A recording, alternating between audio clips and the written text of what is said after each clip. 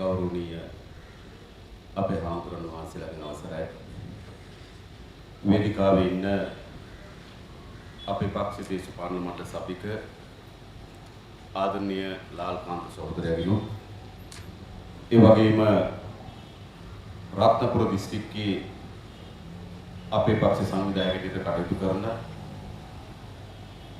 සාන්ත සහෝදරයගිනු රත්නපුර ආසනයේ අපේ පක්ෂ සංවිධායකයෙක් කටයුතු කරන පුෂ්ප කුමාර සහෝදරයා ඇතුළු වේදිකාවේ ඉන්න සහෝදරවරුන්ගේ මෙම අවස්ථාවට සහභාගී වෙලා සිටින දිරිය පුරවැස් සමිති නියෝජනය කරන සමාජික සහෝදරවරු සහෝදරියන් මෑණිවරුන් පියවරුන් ඇතුළු සියලු දෙනාගෙන් අවසරයි. අපි අද රත්නපුරේ දිරිය පුරවැස් සමිති සමුළුව පවත්වනවා. මෙම සමුළුව පවත්වන මේ වෙලාවේදී මේ සමුළුවට පැවරෙන කාර්ය මේ සමුළුව හමුවේ තිබෙන අභියෝගය අපේ රට අද මුහුණ දී තිබෙන අභියෝගය සහ කඩා වැටීමෙන් මුදවා ගැනීම. ඔබ දන්නවා මේ වන විට අපේ රට දැවැන්ත ආර්ථිකමය අර්බුදයකට මුහුණ දීලා තිබෙනවා. ඕනෑම රටක පැවැත්ම රඳා පවතින්නේ ආර්ථිකම වශයෙන් ඒ රට කොච්චර ශක්තිමත්ද කියන සාධකයේ මත. ආර්ථිකයේ බලපාන්නේ ආර්ථිකයේ කඩාවැටීමක් බලපාන්නේ ආර්ථිකෙම සාධක වලට පමණක් නෙවෙයි. ආර්ථිකය කඩාවැටීමක් ආර්ථික සාධක වලට බලපානවා නම් ඒක ඒ තරම්ම අර්බුදයක් වෙන්නේ නැහැ. හැබැයි අනිවාර්ය ලෙස ආර්ථිකයේ ඇති වෙන කඩාවැටීමක් සමාජ අර්බුදයක් බවට නිර්මාණය කරනවා. එනිසා අද අපේ රට ආර්ථික අර්බුදයකට මුහුණ දීලා තිබෙනවා. සමාජ අර්බුදයකට මුහුණ දී තිබෙනවා.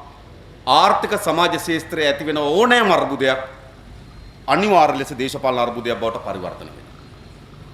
එනිසා රත්නපුරේ මේ සමුළුව පවත්වන අපේ මේ අවස්ථාවේදී අපේ රට ආර්ථික වශයෙන් ගැඹුරුතම අර්බුදයකට මුහුණ දීලා තිබෙනවා. අපේ රට සමාජීය වශයෙන් දැවැන්තම කඩාවැටීමකට අර්බුදයකට මුහුණ දී තිබෙනවා. අපේ රට දේශපාලනික වශයෙන් කඩාවැටීමකට අර්බුදයකට මුහුණ දීලා තිබෙනවා. එනිසා අද අපි හැමදෙනාටම පැවරී තිබෙන අභියෝගය පැවරී තිබෙන කාර්යභාරය අපේ රට කොහොමද මේ ආර්ථික අර්බුදයෙන් ගොඩ එන්නේ? අපේ රට කොහොමද මේ දැවැන්ත කඩාවැටුණු සමාජ අර්බුදයෙන් ගොඩ එන්නේ?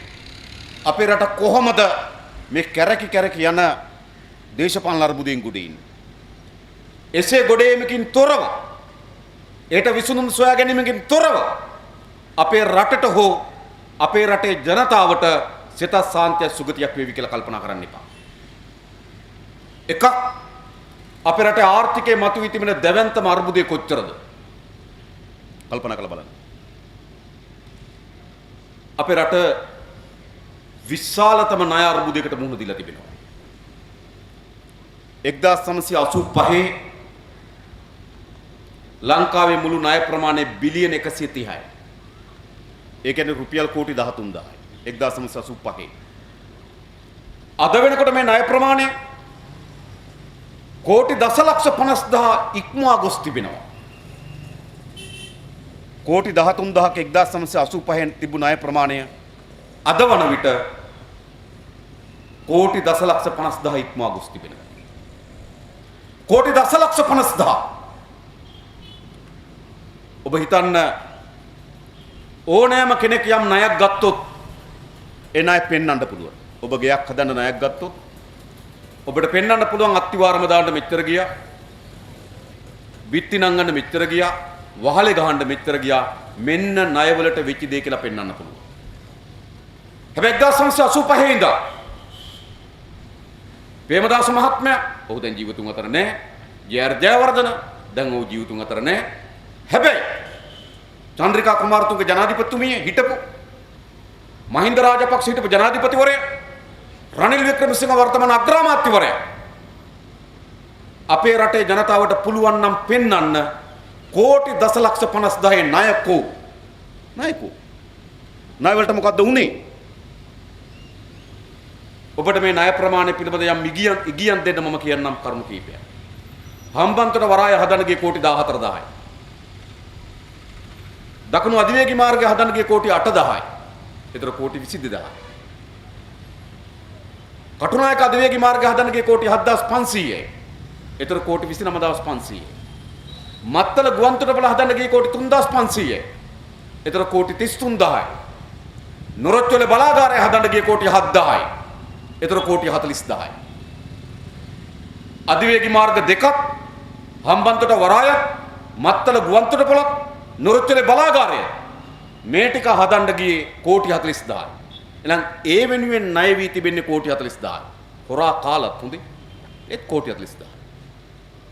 හැබැයි මේ පාලකයෝ අපේ රට කෝටි දසලක්ෂ 50000ක ණයකරුව බවට පත් කරලා තිබෙනවා. අපි එකයි අහන්න මේ රට පාලක කරපු පාලකයන්ගේ කෝටි දසලක්ෂ 50000න් රටට හදපු වත්කම් කොවත්කම් ඒව හොයාගන්න පුළුවන් රවි කරුණානායක ගෙදර ගියොත්. ඒව හොයාගන්න පුළුවන් නාමල් රාජපක්ෂගේ ගිණුම් ඇවසුවොත්. ඒව හොයාගන්න පුළුවන් ගාමිණී සෙනරත්ගේ ගිණුම් ඇවසුවොත්. ඒව හොයාගන්න පුළුවන් සජින් වාස්ගේ ගිණුම් ඇවසුවොත්. ඒව හොයාගන්න පුළුවන්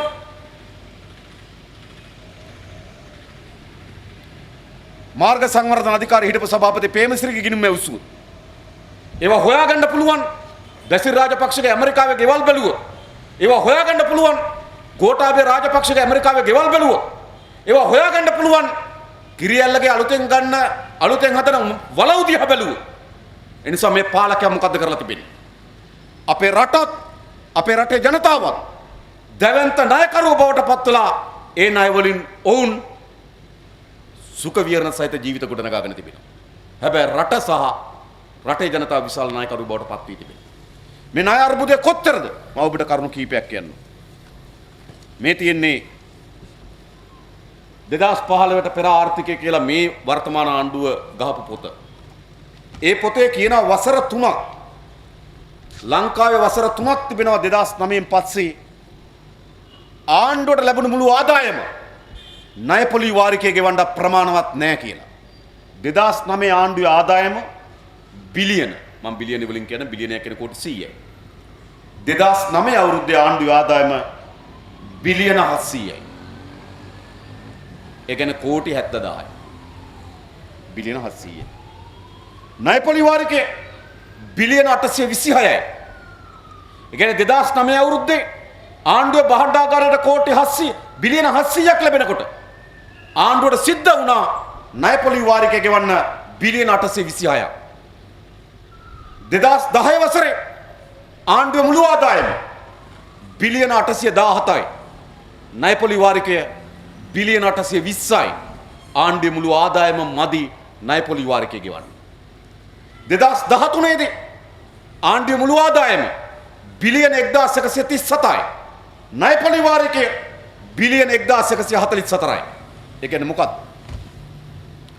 මුළු බහණ්ඩාගාරයෙන් ලැබෙන සමස්ත ආදායම අපිට වැට් බදු ගහලා NBT බදු ගහලා පොලිසිය මහතුරු දඩ ගහලා කසාද සාතකේ ගාස්තුව වැඩි කරලා උප්පැන්න සාතකේ ගාස්තුව වැඩි කරලා මේ ඔක්කොම එකතු කරලා බහණ්ඩාගාරයට එන මුළු ආදායම මදි වෙලා තිබෙනවා ණය පොලි වාරිකය ගෙවන්න. ඔබ හිතන්න මේක ඔබේ නිවසට වුණොත් ඔබේ මාසික ආදායම ප්‍රමාණවත් නැහැ ණය පොලි වාරිකය ගෙවන්න. ඔබේ ව්‍යාපාරයකට වුණොත් ඔබ උපයා ගන්න ලද මාසික ආදායම ප්‍රමාණවත් නැහැ ඔබේ බැංකු වාරිකය ගෙවන්න. ඒ ව්‍යාපාර මොනවද? ඒ ව්‍යාපාර කියන්නේ බංකොලොත් වෙච්ච ව්‍යාපාර. ඒ නිවාස මොනවද? ඒ නිවාස කියන්නේ හිඟන නිවාස. ලැබෙන ආදායම ප්‍රමාණවත් නැත්නම් බැංකු වාරිකය ගෙවලා දාන්න. ඒක හිඟන ගෙදරක් නෙමෙයි. ලැබෙන ආදායම ප්‍රමාණවත් නැත්නම් ව්‍යාපාරයකට තමන්ගේ බැංකු පොලි වාරිකය ගෙවන්න. ඒ ව්‍යාපාරේ බංකොලොත් ව්‍යාපාරයක් නෙවෙයි. ඒ නිසා බහණ්ඩාගාරයට ලැබෙන මුළු ධනය ණය පොලි වාරිකය ගෙවන්න ප්‍රමාණවත් නැත්නම් ඒකෙන් කියන්නේ මොකද්ද? අවුරුදු 70ක් මේ රට පාලනය කරලා අපේ පාලකයෝ අපේ රට හිඟන රටක් බවට පත් කරා. අපි මේ රට ආදරේ. අපි අපේ රට ගැන ආඩම්බරයක් තිබෙනවා. හැබැයි මතක තබා ගන්න මේ පාලකයෝ අපේ රට හිඟන බංකොලොත් විති රාජ්‍ය බවට පරිවර්තනය කරා. ඔබ හිතනවද? තව දුරටත් එක්සත් ජාතික පක්ෂය ශ්‍රී ලංකා නිදහස් පක්ෂය අනුගමනය කරමින් තිබෙන ආර්ථික ප්‍රතිපත්තියට අපේ රට ගොඩ ගන්න පුළුවන් කියලා ඔබ හිතනවද? අවුරුදු 70කට පසුව හිඟන රාජ්‍ය බවට මේ රාජ්‍ය පත් කරන අවුරුදු 70කට පසුව බංකොලොත් ආර්ථිකයක් අපේ රටේ හැදුවනම් තව මොකද මේ පාලකයන් බලාපොරොත්තු වෙන්නේ? ඔබ හිතනවාද මේ රට මේ පාලකයන්ට හදන්න පුළුවන් කියලා? පෞගේ අවුරුදු කීපය ඇතුළතම වේගයෙන් රුපියල කඩාවැටීමකට ලක් වෙමින් තිබෙනවා. රුපියල කඩාවැටීම නිසා පමණක් මා ගාව තිබෙන මහ බැංකු වාර්තාව. මහ බැංකු වාර්තාව මෙන්න මෙහෙම කියනවා.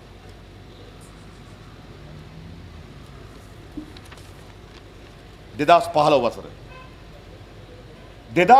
වසර අගවන විට ප්‍රධාන විදේශ ව්‍යවහාර මුදල් කීපයකට සාපේක්ෂව ශ්‍රී ලංකා රුපියල අප්‍රමාණ වීම සමස්ත ණය ප්‍රමාණය රුපියල් බිලියන 285.1කින් වැඩි විය. රුපියල් බිලියන 285කින් ලංකාවේ ණය ප්‍රමාණය වැඩි වෙලා තියෙන මොකක් නිසාද? රුපියල කඩාවැටිච්ච නිසා. ඒ 2015 2016 ප්‍රධාන විදේශ ව්‍යවහාර මුදල් වලට සාපේක්ෂව ශ්‍රී ලංකාවේ රුපියල් අගය අප්‍රමාණ වීම හේතුවෙන් 2016 වසරේ අවසාන වන විට සමස්ත ණය ප්‍රමාණය රුපියල් බිලියන 186.6කින් වැඩි විය. ඒ කියන්නේ බිලියන 441ක්. බිලියන 441කින් වැඩි වෙලා තියෙන මොකක් නිසාද? අලුතින් සතයක් ණය අරගෙන නෙවෙයි.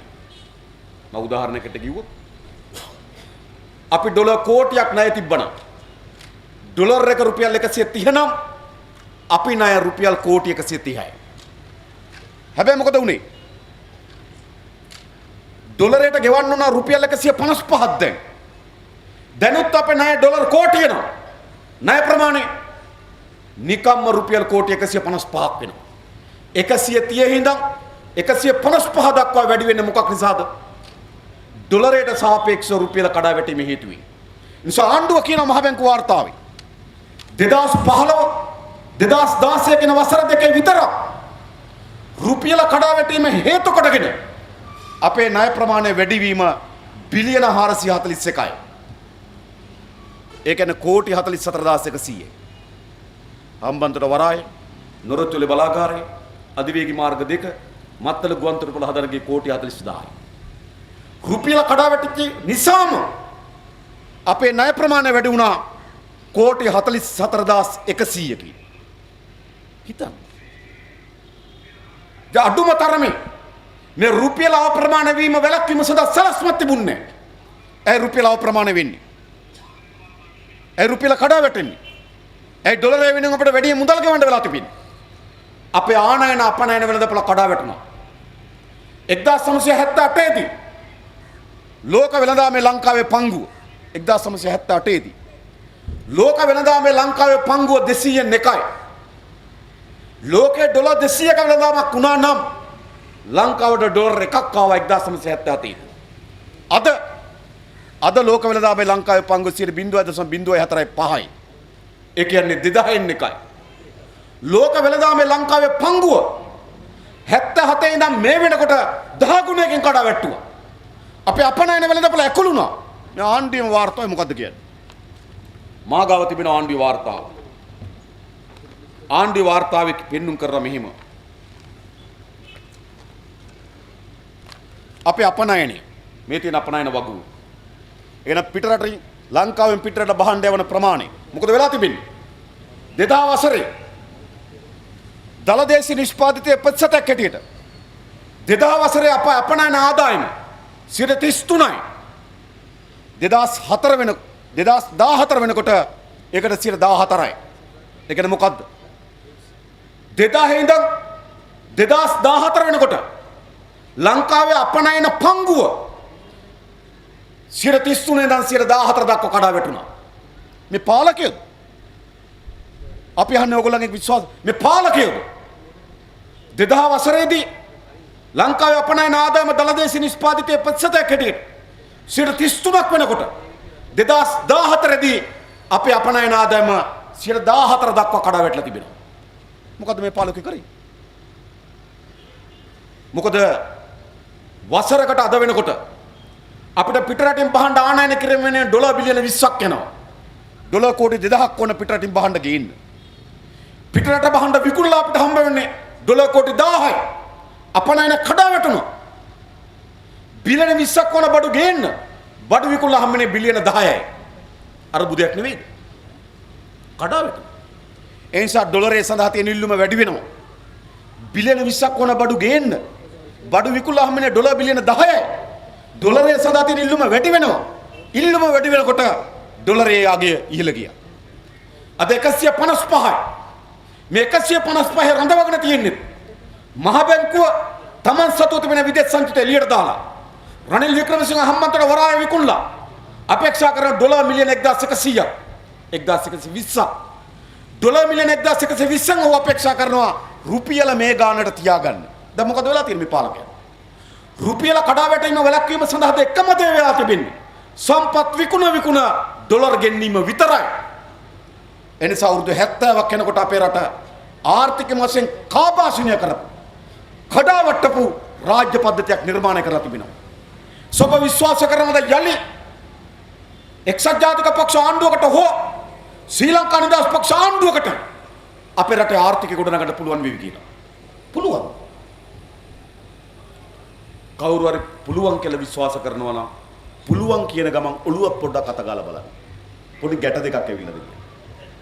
මේක තමයි ඇත්ත. අවුරුදු 70ක් ගිහිල්ලා අපේ රට බංකොලොත් ආර්ථිකයක් හැදුවනම් අපනයන වෙළඳපොළ කඩා වැටුවනම් ණය උගුලක හිර කරා නම් රුපියල කඩා වැටීම වළක්වන්න බැරි වුණා නම් මොකද සිද්ධ වෙලා තිබෙන්නේ? එනිසා විනාශ කරලාද ආර්ථිකයක් අපේ රට ඉතුරු කරා මේ පාලකයා. ආර්ථිකය කඩා වැටීම ආර්ථික තලයේ විතරක් නතර වෙන්නේ නැහැ. මොකද වෙන්නේ? ආර්ථිකය කඩා වැටීම අනිවාර්යයෙන්ම ජනතාවගේ සේවාවන් කප්පාදු කිරීම සඳහා ගමන් කරනවා. ජනතාවගේ ප්‍රධාන සේවාවක් තමයි ජනතාවට රජයක් විසින් ලබා දුන්නු අධ්‍යාපනය. අද මොකද වෙලා තිබෙන්නේ අධ්‍යාපනයේ? සල්ලි තියනවද නැද්ද? දුප්පත්ද පොහොසත්ද? ගමේද නගරේද ભેදකින් තොරව හැම අම්මා තාත්තා කෙනෙක්ම මහන්සි වෙනවා තමන්ගේ දරුවන්ට උගන්වන්න. හැම අම්මා තාත්තා කෙනෙක්ම මහන්සි වෙනවා තමන්ගේ දරුවන්ට උගන්වන්න. මොකද්ද ප්‍රතිඵලය? අද දෙමව්පියන් තමන්ගේ දරුවන්ට ඉගෙනීම පිළිබඳව පාසල් අධ්‍යාපනය කරේ තිබුණු මුළු විශ්වාසය බිඳවට්ටලා තිබෙනවා. ඔබ ඔබගේ දරුවා පාසලට විතරක් දේවන්න නෑ. ටියුෂන් කරා යොමු කරන්න පටන් අරන් තිබෙනවා. කීය පන්තිද? කීය පන්ති නම් අද පුද්ගලික පන්ති වල පිහිට පටන් වෙලා තිබෙනවා. කීය පන්තිද? එකේ පන්තිද නේද? මොන්ටිසෝරිද? අපි පාසල් අධ්‍යාපනය ගත්තොත් එකේ පන්තිද? ඇයි තමුන්නාන්සෙලට පාසල් අධ්‍යාපනය කරේ විශ්වාසයක් තිබෙනවා නම් තමුන්නාන්සලා දරුවෝ පන්ති යවනවා. ඇයි පන්ති යවන්න හේතුව? තමුන්නාන්සලා විශ්වාස කරනවා තමන්ගේ දරුවන්ට පාසල් අධ්‍යාපනය ප්‍රමාණවත් නැහැ කියලා. ඒකනේ සිද්ධ වෙලා. ඉතින් ඒ පිළිබඳව පාසල් අධ්‍යාපනය ප්‍රමාණවත් නැහැ කියලා මතුවෙන්න කරුණු තිබෙනවා. මෑතකදී එළි දක්වපු වාර්තාවක් තිබුණා. මම වාර්තාවෙන් උපුටගෙන ආවා. අපේ රටේ තියෙන පාසල් 10062ක්. ඉස්කෝල 10062ක් තියෙනවා. ඉස්සර තිබුණේ 9662ක් තිබුණා. හැබැයි දැන් පාසල් තියෙනවා 10062ක්. ඉස්කෝල වැඩි උනේ මොනවා වෙලාද? අලුතෙන් ඉස්කෝලයක් හදුවද කොහෙවත්? නෑ, අලුතෙන් ඉස්කෝල හැදුවේ නෑ. මොකද කරේ? තිබුණු ඉස්කෝල දෙකට කැඩුවා. කැඩුවනේ නේද? තාප්පයක් ගහලා මේ පැත්ත ප්‍රාථමික කිව්වා, මේ පැත්ත දිවිතික කිව්වා. කැඩුවේ නැද්ද? සමහර වගේ තාප්පෙත් නෑ, මල් වැටක් හිටවලා තියෙනවා. සමහර වගේ කම්බි වැටක් ගහලා අලි වැට ගහනවා වගේ. නේද? මේ පැත්තේ ප්‍රාථමික, මේ පැත්තේ දිවිතික. අලුතෙන් පාසල් දාලා ඉන්නේ. හැබැයි ලංකාවේ පාසල් වලින් ළමයි 50ට අඩු පාසල් තියෙන 1455ක්. ලංකාවේ පාසල් 14ක ළමයි 50ට වඩා අඩුයි. ඔබ හිතනවාද ඔය ඉස්කෝල කියලා? ඉස්කෝල 1455ක ළමයි 50ට වඩා අඩුයි. ඒ පාසල් වල දරුවන්ගේ අනාගතය මොකක්ද? ලංකාවේ පාසල් 3000ක ළමයි 100ට වඩා අඩුයි. ඒ කියන්නේ පාසල් වලින් 3න් පංගුවකට ආසන ප්‍රමාණයක ළමයි 100 දෙනාට වඩා අඩුයි. මොකද ඒ දරුවන්ගේ අනාගතය? ක්‍රීඩා තරගයක් කරන්න පුළුවන්. කොන්සර්ට් එකක් කරන්න පුළුවන්. විනෝද ගමනක් යන්න පුළුවන්. මොකද ඒ දරුවන්ට වෙන්නේ? පාසල් 5139ක ලංකාවේ පාසල් වලින් හරි අඩකට වඩා වැඩි ප්‍රමාණයක ළමයි 200ට වඩා අඩුයි. ළමයි 200ට වඩා අඩු පාසල් තියෙන 5139. මුළු පාසල් ප්‍රමාණය 10082යි. පාසල් 5139ක ළමයි 200ට වඩා අඩුයි. ඇයි? ගමේ ළමයි නැති නිසා. ගමේ ළමයි නැති නිසාද? නෑ, ගමේ ළමයි ඉන්න. ඒ ළමයි ඒ පාසලට දාන්නේ. ගුරුවරු ගත්තොත් ලංකාවේ පාසල් 27ක් තිබෙනවා. එක ගුරුවරයෙක් ඉන්නේ. මන් දන්නේ ළමයි ගණාගතේ මොකද්ද කියලා. පාසල් 108ක් තියෙනවා. ගුරුවරු දෙන්නයි ඉන්නේ. පාසල් 3148ක් ලංකාවේ පාසල් වලින් 3න් එකක ගුරුවරු 9 දෙනාට වඩා අඩුයි. පන්ති 10ට වඩා වැඩි. පාසල් 3ක් ගත්තොත් එක පාසලක ගුරුවරු 9 දෙනාට අඩුයි. පාසල් 2ක් ගත්තොත් එක පාසලක ළමයි 200ට වඩා අඩුයි. මොකද්ද වෙලා තිබෙන්නේ? දරුවන්ගේ දෙමව්පියන්ගේ මුළු විශ්වාසය පළුදු වෙලා ඉවරයි පාසල් අධ්‍යාපනය කෙරෙහි. තමුන්නාසලා විශ්වාස කරනවද තමුන්නාසලා දරුවන්ට පාසල් අධ්‍යාපනය ප්‍රමාණවත් කියන? පාසල් අධ්‍යාපනය ප්‍රමාණවත් කියලා කල්පනා කරනවා. නෑ, පාසල් අධ්‍යාපනය ප්‍රමාණවත් කියලා කල්පනා කරනවා නම් පන්ති යවන්නේ නෑ. ලෝකෙ කොහෙද පන්ති තියෙන්නේ? ලෝකේ කිසි රටක මතක තබා ගන්න පුද්ගලික පන්ති නෑ. ඇයි? ඒ දරුවට අවශ්‍ය අධ්‍යාපනය පාසලෙන් ලබා දෙනවා. හැබැයි අපේ රටේ මොකද වෙලා තිබෙන්නේ?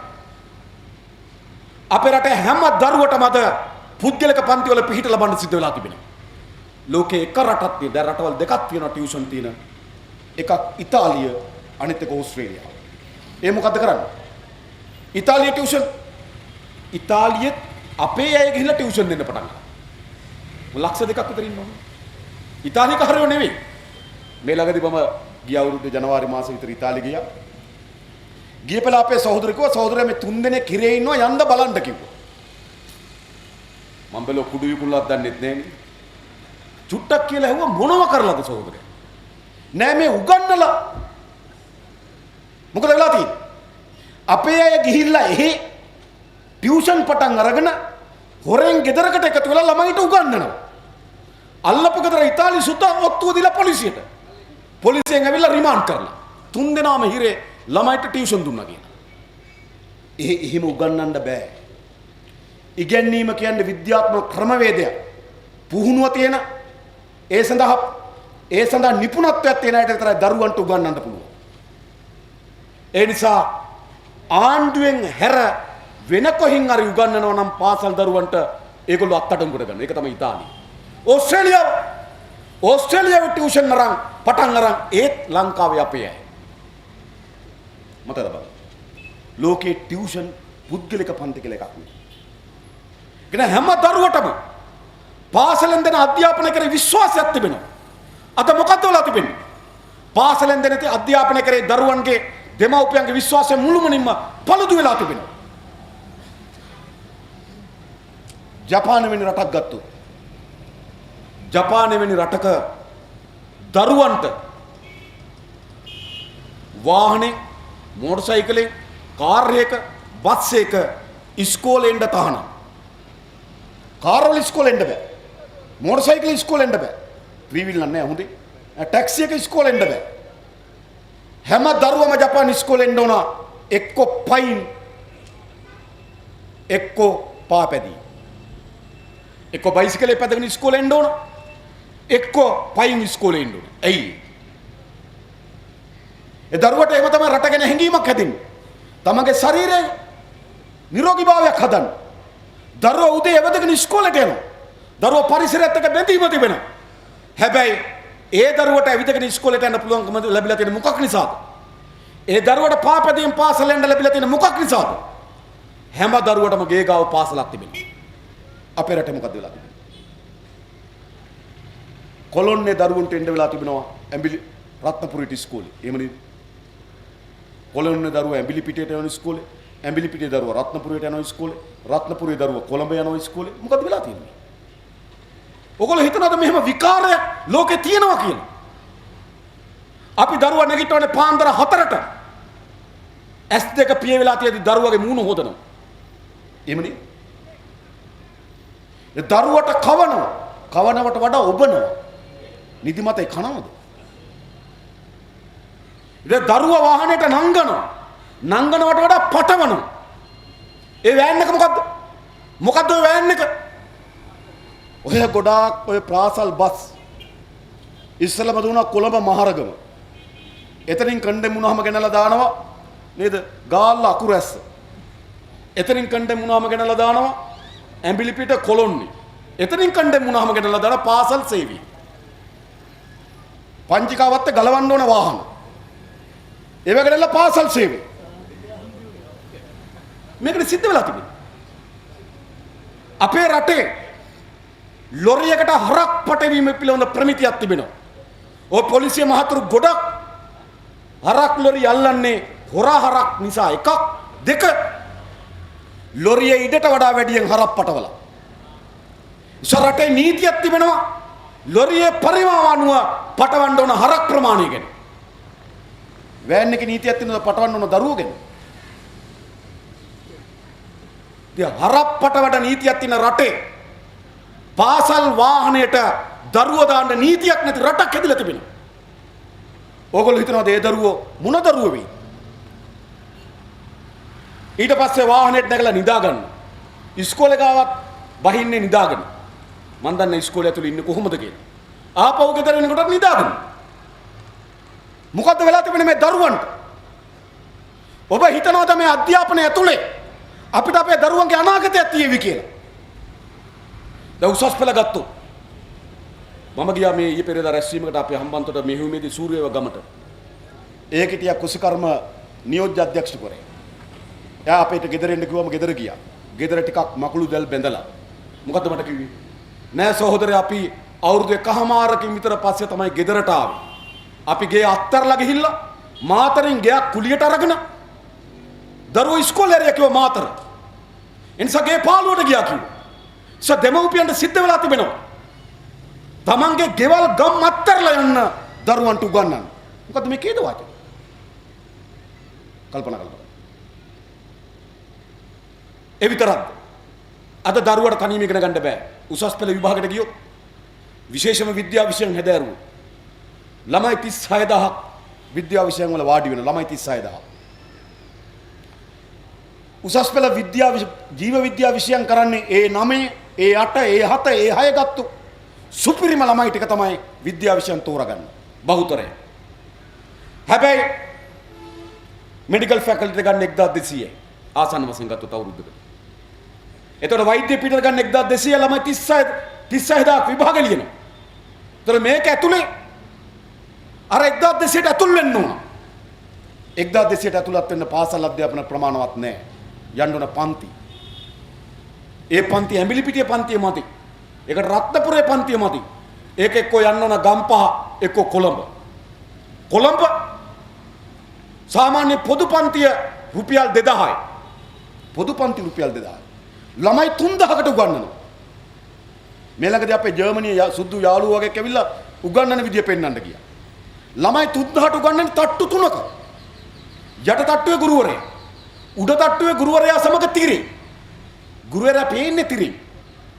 1000යි යට තට්ටුවේ, දෙවෙනි තට්ටුවේ 1000යි, තුන්වෙනි තට්ටුවේ 1000යි, ගුරුවරයා යට උඩ තිරේක ගුරුවරයා, තුන්වෙනි තට්ටුවේ තිරේ ගුරුවරයා. ලෝකේ කොහොමද මෙහෙම දරුවන්ට උගන්වන රටක් තියෙනවා? දෙලම යන්න ඕන. ගුරුවරයා ඒ පන්තියෙම ඉඳගෙන කියනවා මම කණ්ඩායම් පන්තියට මීට වඩා හොඳට පැහැදිලි කරනවා කියලා. ඊට යන්න ඕන කණ්ඩායම් පන්ති. කණ්ඩායම් පන්ති 250. එක ළමයෙකුට 5000යි. විෂයන් 3ට 15000යි. පේපර් පන්ති 3ට 15000යි 30000යි. කාට 30000ක් දරන්න පුළුවන්? තමන්ගේ දරුවගේ පාසල් ගාස්තු වෙන එක මාසෙක රුපියල් 30000ක් දරන්න. ඒ නිසා අන්තිමට මොකද්ද වෙලා තිබෙන්නේ? දරුවන්ට අධ්‍යාපන දෙනවද නැද්ද කියන සාධකය තමන් ගාව සල්ලි තියනවද නැද්ද කියන එකත් එක්ක ගැට ගැහිලා තිබෙනවා. එහෙම නෙවෙයි. සල්ලි නැත්තම් දරුවන්ට අධ්‍යාපනයක් නැහැ. එහෙම නෙවෙයි. සල්ලි තියනවා නම් දරුවන්ට අධ්‍යාපනය. සල්ලි නැත්තම් ඇඹිලි පිටේ ටියුෂන් එක. ටිකක් සල්ලි තියනවා රත්නපුරේ. ඊටත් වඩා සල්ලි තියනවා නුගේකොට. ඊටත් වඩා සල්ලි තියනවා නම් නුගේකොට ගෲප් ක්ලාස් එකේ කණ්ඩායම් පන්තිය. ඊටත් වඩා සල්ලි තියනවා නම් ගුරුවරයා ගෙදර ගෙනල්ලා උගන්වනවා. එහෙනම් අධ්‍යාපනය මොනව මතද තීන්දුව වෙන්නේ? අධ්‍යාපනයට මුළු මනින්ම තීන්දුව වෙන්නේ සල්ලි තියෙන සාධකයේ මත. ඒ විතරක් මුදල් විතර ප්‍රමාණවත්. මේ අධ්‍යාපනය දැන් ළමයි ඉස්කෝලේ යන්නත් ඕන, පන්ති 6කට යන්නත් ඕන. ඉස්කෝලේ යන එකයි පන්ති 6ට යන එකයි තනියම දරුවට කරගන්න පුළුවන්. සමහර පන්ති තියෙනවා රෑ 11 12 වෙනකම්. මොකද්ද මේ වෙලා තියෙන්නේ? 11 12 වෙනකම් පන්ති තියෙනවා.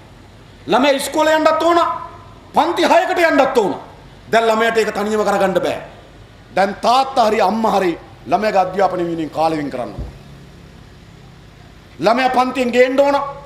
ළමයා පන්තියට ඇරලන්න ඕන. ළමයා ඉස්කෝලෙන් ගේන්න ඕන. ළමයා ඉස්කෝලේට ඇරලන්න ඕන. ඊට පස්සේ රෑ වෙලා ගෙදර එනවා.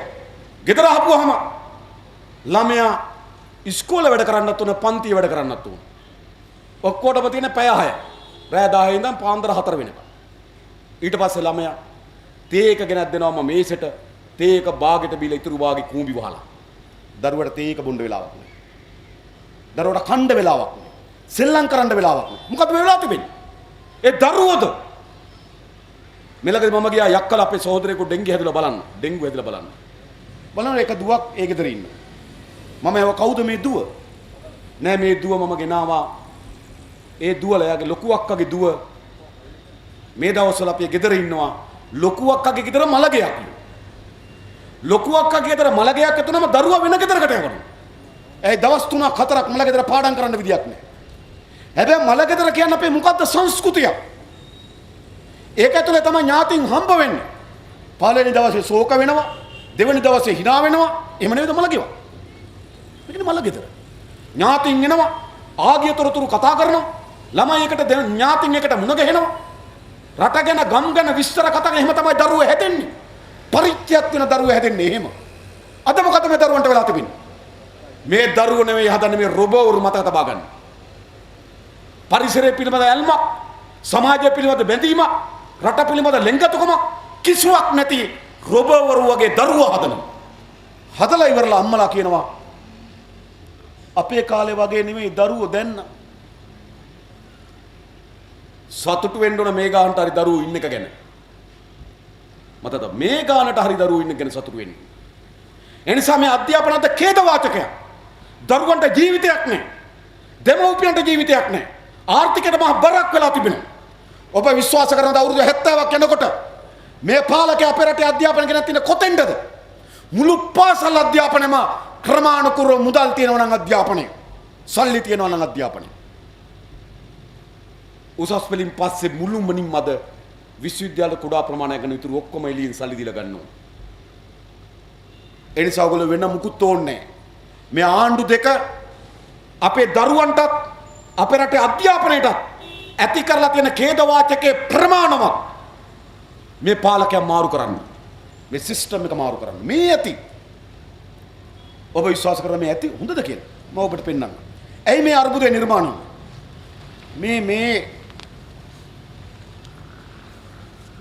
මේ රවි කරුණායක ගහ පොතක් හොඳයි. රවි කරුණායක හරිද? මේ පෙන්වන අධ්‍යාපන සදා වියදම් ටික මම ඔයගොල්ලන්ට පෙන්නන්නම්. ලෝකේ කොහමද මේ කලාපයේ කොහමද අධ්‍යාපන සදා වෙන් කරන්නේ? වියට්නාමයේ 6.3ක් අධ්‍යාපන සදා වෙන් කරනවා. මැලේසියාව 6.3ක් තමන්ගේ දලදේ නිෂ්පාදිත ප්‍රතිශතයකට හොඳයි 6.3ක් අධ්‍යාපන සදා වෙන් කරනවා. මාලදිවයින 5.2ක් වෙන් කරනවා. තායිලන්තය 4.9ක් වෙන් කරනවා. කොරියාව 4.6ක් වෙන් කරනවා. ඉන්දුනීසියාව 3.8ක් නිර්මාණය කරනවා. වෙන් කරනවා. හොංකොං 3.6ක් වෙන් කරනවා. පිලිපීනය 3.4ක් වෙන් කරනවා. ඉන්දුනීසියාව 3.4ක් වෙන් කරනවා. සිංගප්පූරුව 2.6ක් වෙන් කරනවා. බංග්ලාදේශය 2.1ක් වෙන් කරනවා. ශ්‍රී ලංකාව 1.8යි. මේ වගුව ගත්තොත් මේ රතු පාට යටම තියෙන ශ්‍රී ලංකාව. ඕගොල්ලන්ගේ පාලකද මේගොල්ලෝ? මේ කලාපේ අටුවෙන් අධ්‍යාපනයට මුදල් වෙන් කර රාජ්‍ය බවට ශ්‍රී ලංකාව පත් වී තිබෙනවා. ඉතින් පාසලේ ගොඩනැගිල්ල නැති එක ගැන පුදුම වෙන්න දෙයක් නැහැ. පුහුණු ගුරුවරයෙක් නැති එක ගැන පුදුම වෙන්න දෙයක් නැහැ. පාසලේ ගුරුවරු නැති එක ගැන පුදුම වෙන්න දෙයක් නැහැ. පාසලේ පිට්ටනිය පහසුකම් නැති එක ගැන පුදුම වෙන්න දෙයක් නැහැ.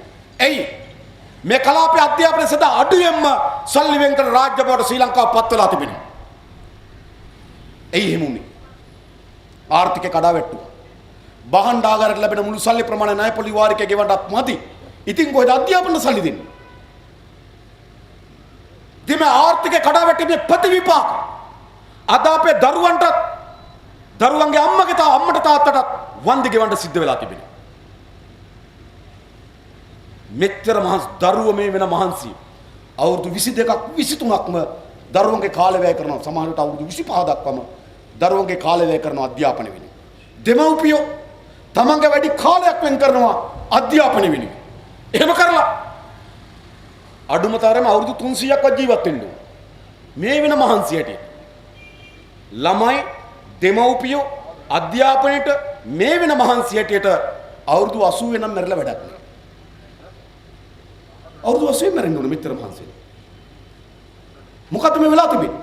ඒ නිසා මේ අධ්‍යාපන ප්‍රතිපත්තිය මේ අධ්‍යාපන ක්‍රමවේදය මුළුමනින්ම පරිවර්තනයකට ලක් කරන්න ඕන. ඒකට මේකට එකට තියෙන පාසල දෙකට කඩලා එහෙම නැත්නම් ළමයිගේ ඇඳුමේ පාට මාරු කරලා ඔව් එහෙම නැත්නම් ළමයාට ටැබ් එකක් දීලා මේ වගේ මේ ප්‍රශ්න විසඳන්න බෑ. නිසා අපේ රටේ අධ්‍යාපන විප්ලවීය පරිවර්තනයකට ලක් කරන්න ඕන යුගයක් කරා ළඟා වෙමින් තිබෙනවා. ඔබ මේ අධ්‍යාපනය පරිවර්තනය කරන්න සූදානම් වෙන තැනකට අපේ රටේ බලය පෙළ ගැස්සුවේ නැත්නම් ඔබගේ දරුවනුත් මේ ඛේදවාචකයේ ගිලිටීනියක් වෙන එක වළක්වන්න බෑ. ගිලිටීනියට හිර වෙන එක වළක්වන්න බෑ. ලෑස්ති නැද්ද? අපි සහතිකයක් දෙනවා. අපි ඔක්කොම එකතු වෙලා මේ රටේ නව පාලනයක් ගොඩනගා ගන්නමු. හොඳ ආර්ථික ක්‍රමවේදයක් රටට ගෙමු. ඒ ආර්ථිකයේ ප්‍රතිඵල තමන්ගේ දරුවන්ගේ අධ්‍යාපනය සඳහා යොදවමු. දරුවන්ට ළමා කාලයක් හොඳ අධ්‍යාපනය බලාපොරොත්තුවක් අනාගතය ගැන විශ්වාසය සහිත අධ්‍යාපන විප්ලවීය පරිවර්තනයකට යොමු කරන නව පාලනය දක්වා අපේ රට පරිවර්තනය කළ යුතුයි. ඒ අපි කරන සහතිකයි. මේ පාලකයන්ට ඕනද හොඳ දරුවෝ? මේ පාලකයන්ට ඕනද හොඳ දරුවෝ? නෑ. මේගොල්ලන්ට දරුවෝ ඕනේ නෑ. ඉගෙනගත්තු තමන්ගේ ස්වශක්තිය තිබෙන ස්වශක්තිය නැගී හිටින්න පුළුවන් මිනිස්සු මේගොල්ලන්ට ඕනේ නෑ. එහෙම මිනිස්සු හිටියොත් රවි කරුණායක හොරකම් කරලා බිත්තියටම හේතු වෙලා හොරකම් කරලා ඉස්සලා වහගන්න try කරේ නේද? මම පස්සේ ගැන කියන්න. නමුත් මම කියන්නේ බිත්තියටම හේතු වෙලා අන්තිමට ඉල්ලාස් වෙන සිද්ධ වුණා. ඉල්ලාස් වුණාට පස්සේ අන්න ස්වශක්තියක් නැති තමන්ට අධ්‍යාපනයක් දැනුමක් නැති අන්න පිරිසක් එනවා රවි කරුණානායකගේ අත සිඹිනවා. අන්න ඕන වර්ගයේ දරුවෝ. ඒ වර්ගයේ දරුවෝ තමයි මේ පාලකයට ඕන. අද සිරන්ති රාජපක්ෂගෙන් CID එකට අරුම් පුදුම දෙයක් නෙවෙයි. එයි තාජුදීන් ඝාතනය කරපු වෙලාවේදී තිමිරිගස්යායේ පෙට්‍රල් සෙඩ් එකෙන් එතන තියෙන කඩෙන් තාජුදීන් වතුර බෝතලයක් ගන්නවා. තමන්ගේ ජීප් එක නතර කරලා වතුර බෝතලේ අරගෙන ජීප් එක යනකොට ඒ ගමම්ම තව ඩිෆෙන්ඩර් රථයක් යනවා. ඒ ඩිෆෙන්ඩර් රථේ CID එකෙන් හඳුනා ගන්නවා. හොයාගෙන යනකොට ඒ ඩිෆෙන්ඩර් ජීප් රථය සමාජ සේවා අමාත්‍යාංශයට අදාළ ජීප් රථය. සමාජ සේවා අමාත්‍යාංශයට ඒක සමාජ සේවාන්ත ෆීලික්ස් පෙරේරා එතකොට ෆීලික්ස් පෙරේරාට මේක රතු කුරුසෙන් පරිත්‍යාග කරා සමාජ සේවා අමාත්‍යාංශයේ සමාජ සේවා කටයුතු සඳහා ගම් වතුරක් ගැලුවොත් වේගයෙන් ඉන්න. නියගයක් ආවොත් ආධාර බෙදන්න. රතු කුරුසෙන් ජීප් එක දුන්නා සමාජ සේවා අමාත්‍යාංශයට. මේක දෙන බව සිරන්ති දැක්කා. අලුත්ම වර්ගයේ ඩිෆෙන්ඩර් ජීප් එකක්. සිරන්ති කිව්වා කරුණා කරලා ඔක ඒගොල්ලන්ගේ පාවිච්චියට දෙන්න කියලා. මංගාව තියෙනවා ඡායාරූප ෆීලික්ස් පෙරේරා ජීප් රථයේ සමග සිරන්ති රාජපක්ෂට යතුරු බාර දෙන ඡායාරූපේ ඩිෆෙන්ඩර් රථේ. ඊට පස්සේ ඒ ඩිෆෙන්ඩර් රථේ තෙල් ගහලා තියෙන ජනාධිපති ලේකම් කාර්යාලය. ජනාධිපති ලේකම් කාර්යාලයේ වාර්තා අනුව ඒ රථේ පාවිච්චි කරලා තියෙන යෝසිත රාජපක්ෂ රථේ නැතුව තිබුණා. CID එක හොයාගත්තා ඒ රථය හබරන තිබිලා. මොකද ජනාධිපති ලේකම් කාර්යාලයේ වාහන හබරන තියෙන්නේ. අලි බලන්න යන්නද? ඊට පස්සේ හබරනේ මේ රථේ අපරාධ පරීක්ෂා දෙපාර්තමේන්තුව හොයාගත්තා. හොයාගන්නකොට ඒ රථේ පාට තුන් පාරක් මාරු කරලා තිබෙනවා. බාර දෙනකොට සුදු අවස්ථා දෙකක් තව පාට මාරු කරලා තිබෙනවා. ඒතකොට පාට තුන සුදු වල ඉඳන්. දැන් ප්‍රශ්නයක් තිබෙනවා. තාජුන්ගේ ඝාතන වෙච්ච රෑ ඒ ජීප් එකත් එක්ක තව ඩිෆෙන්ඩර් රථයක් යනවා. ඩිෆෙන්ඩර් රථේ සිරන්ති තමන්ගේ සිරිලිය පදනමට ගත්තා. යෝසිත පාවිච්චි කරා. හබර්ණ හංගලා තිබ්බා. පාට මාරු කරලා තිබ්බා. හොයාගත්තා. එන්න කිව්ව අපරාධ පරීක්ෂණ දෙපාර්තමේන්තුවට කරුණා කරලා කට උත්තරයක් දෙන්න. සාධාරණ නැද්ද? ඔබ හිතන්නේ ඒක නොකල යුතු දෙයක්ද? එයාට ගිහිල්ලා කියන්න පුළුවන් නෑ. දවසක් අපි හබර්ණ අලි බලන්න ගියා. ජීප් එකේ උලම් බැස්සා. එහෙම තිබු තැනකට දාලා ආවා. මොකක් කර කියපල්ලා ගිහිල්ලා. හැබැයි ගෙන්නන්න අයිතියක් නැද්ද? ගෙන්නන්න අයිතියක් තිබෙනවා. හැබැයි අද මොකද වෙන්නේ? අද අපරාධ පරීක්ෂණ දෙපාර්තමේන්තුවට යනකොට අන්න එනවා සුවශක්තියක් නැති මේ අධ්‍යාපනයෙන් පරිච්ඡය කඩා වැටුණු සමාජය පිළිබඳ පොදු හැඟීමක් නැති රට ජනතාව පිළිබඳ ලෙන්ගතුකමක් නැතු මිනිස්සු ඇදුවා. අන්න ඇවිල්ලා කෑ ගහනවා මොකද? ජාතියේ අම්මලු. අරයා ජාතිය අප්පච්චි මෙයා ජාතිය අම්මා. මරු ජාතිය ඒක. ජාතිය අම්මා. කැඳවලා තියෙන මොකද අපරාධ පරීක්ෂණ දෙපාර්තමේන්තුව. තරුණයෙක්ගේ ඝාතනය පිළිබඳව කෑමර දෙනවා ජාතියේ අම්මා. විහාරමාදේවි. සිරිලිය දේවිට කියන විහාරමාදේවි කියන. මොකද්ද වල? ඉතින් ඔබ හිතන්න මේ වගේ පුරවැසියන් රටක ගොඩනැගෙන්න ප්‍රධාන හේතුව මේ අධ්‍යාපනය. එනිසා තමයි අපේ රටේ අධ්‍යාපනය මිනිස්සුන්ගේ ජීවිතත් එක්ක සම්බන්ධ වුණු. පරිසරයට ලෙන්ගතුකමක් තිබෙන. රට ජනතාව ගැන පොදු හැඟීමක් තියෙන පුරවැසියන් මේගොල්ලන්ට ඕනේ නෑ. මේගොල්ලන්ට ඕන ඔය වෙනි වර්ගයේ පුරවැසියන්. එනිසා සහතික වශයෙන් අපි ඔයගොල්ලන්ට එක සහතිකයක් දෙනවා. අපි ඔක්කොම එකතු වෙලා මේ රට පරිවර්තනය ලක් කරමු. මොකක් වෙනුවෙන්ද? අපේ රටේ අධ්‍යාපනයේ විප්ලවීය පරිවර්තනයක් වෙනුවෙන් මේ රට පෙළගස්සන සාතිකයි. මේක අපිට ඕන. අපිට හොඳ උගත් දරු පරම්පරාවක් අපිට ඕන. සමාජයක එවැනි මිනිස්සුන්ගේ විතරයි මේ රට හදන්න පුළුවන්කම තිබෙන්නේ. එනිසා අපේ රටේ මේ ආර්ථික කඩාවැටීම අධ්‍යාපනයේ කඩාවැටීම හරහා සමාජ අර්බුදයක් නිර්මාණය කර ඔන්න නිර්මාණය වෙන විදිය. අධ්‍යාපනය විතරද සෞඛ්‍ය. අපේ රටේ සෞඛ්‍ය සේවයට මොකක්ද සිද්ධ වෙලා තිබෙන්නේ? මුළු මනින්ම අපේ රටේ මම අද අපේ පාර්ලිමේන්තුවේ රිසර්ච් එකට කියලා මම තොරතුරු ටිකක් ගෙන ගත්තා පාර්ලිමේන්තුවේ සමීක්ෂණ ඒකකින් මම ගෙන ගත්ත තොරතුරු ටික. අපේ රටේ ඇති වී තිබෙන ඛේද වාචකයේ බරපතලකම තමුන්වහන්සේලාට කියන්න. මම කියන්නම්. ඒ කියන්නේ අපේ රටේ 2013 වසරේ ඒගොල්ලෝ 2013 සංඛ්‍යාලයකට දීලා තිබුණේ හෘදයාබාධ හේතු කොටගෙන මිනිස්සු මිය ගොස් තිබෙනවා 9445. ඒ කියන්නේ දිනකට හෘදයාබාධ හේතු කොට මිය ගොස් තිබෙනවා 26 දෙනෙක්. දිනකට මිය ගොස් තිබෙනවා 26 දෙනෙක්. කැන්සර් හැදිලා 2013 වසරේ මිය ගොස් තිබෙනවා 4539. දවසකට පිළිකා හේතු කොටගෙන මියනවා 13 දෙනෙක්. ඔබ හිතන්න. අද උදේ පටන් අරගෙන හෙට උදේ වෙනකොට අපේ රටේ 13 දෙනෙක් පිළිකා හැදිලා මිය ගිහින්. අපේ රටේ 26 දෙනෙක් හෘදාබාධ ඇදලා මිය ගිහිල්ලා. අපේ රටේ දෙන්නේ ඒ කියන්නේ 2013 වසරේ 643ක් දියවැඩියාවේ හේතු කොටගෙන මිය ගිහිල්ලා තිබෙනවා.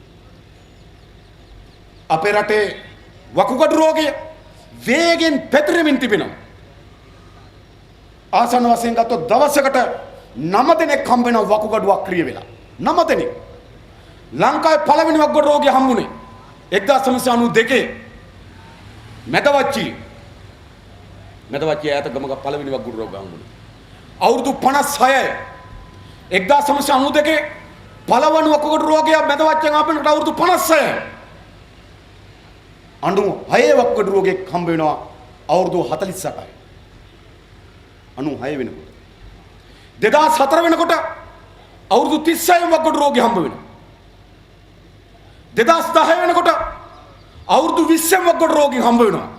අද අවුරුදු 8 වකුගඩු රෝගී හම්බ වෙනවා. අවුරුදු 8යි. 92 මැදවච්චිය. අද මොකද වෙලා තිබෙන්නේ? පොළොන්නරුව පැත්තෙන් මයියංගනේ දෙහියත් කණ්ඩේ දක්වා වකුගඩු රෝගේ පැතිරලා තිබෙනවා. අනුරාධපුරේ ඉඳන් කැකිරාවරා දඹුල්ල මාතලේ දක්වා වකුගඩු රෝගය ඉස්සරහට ගිහිල්ලා තිබෙනවා.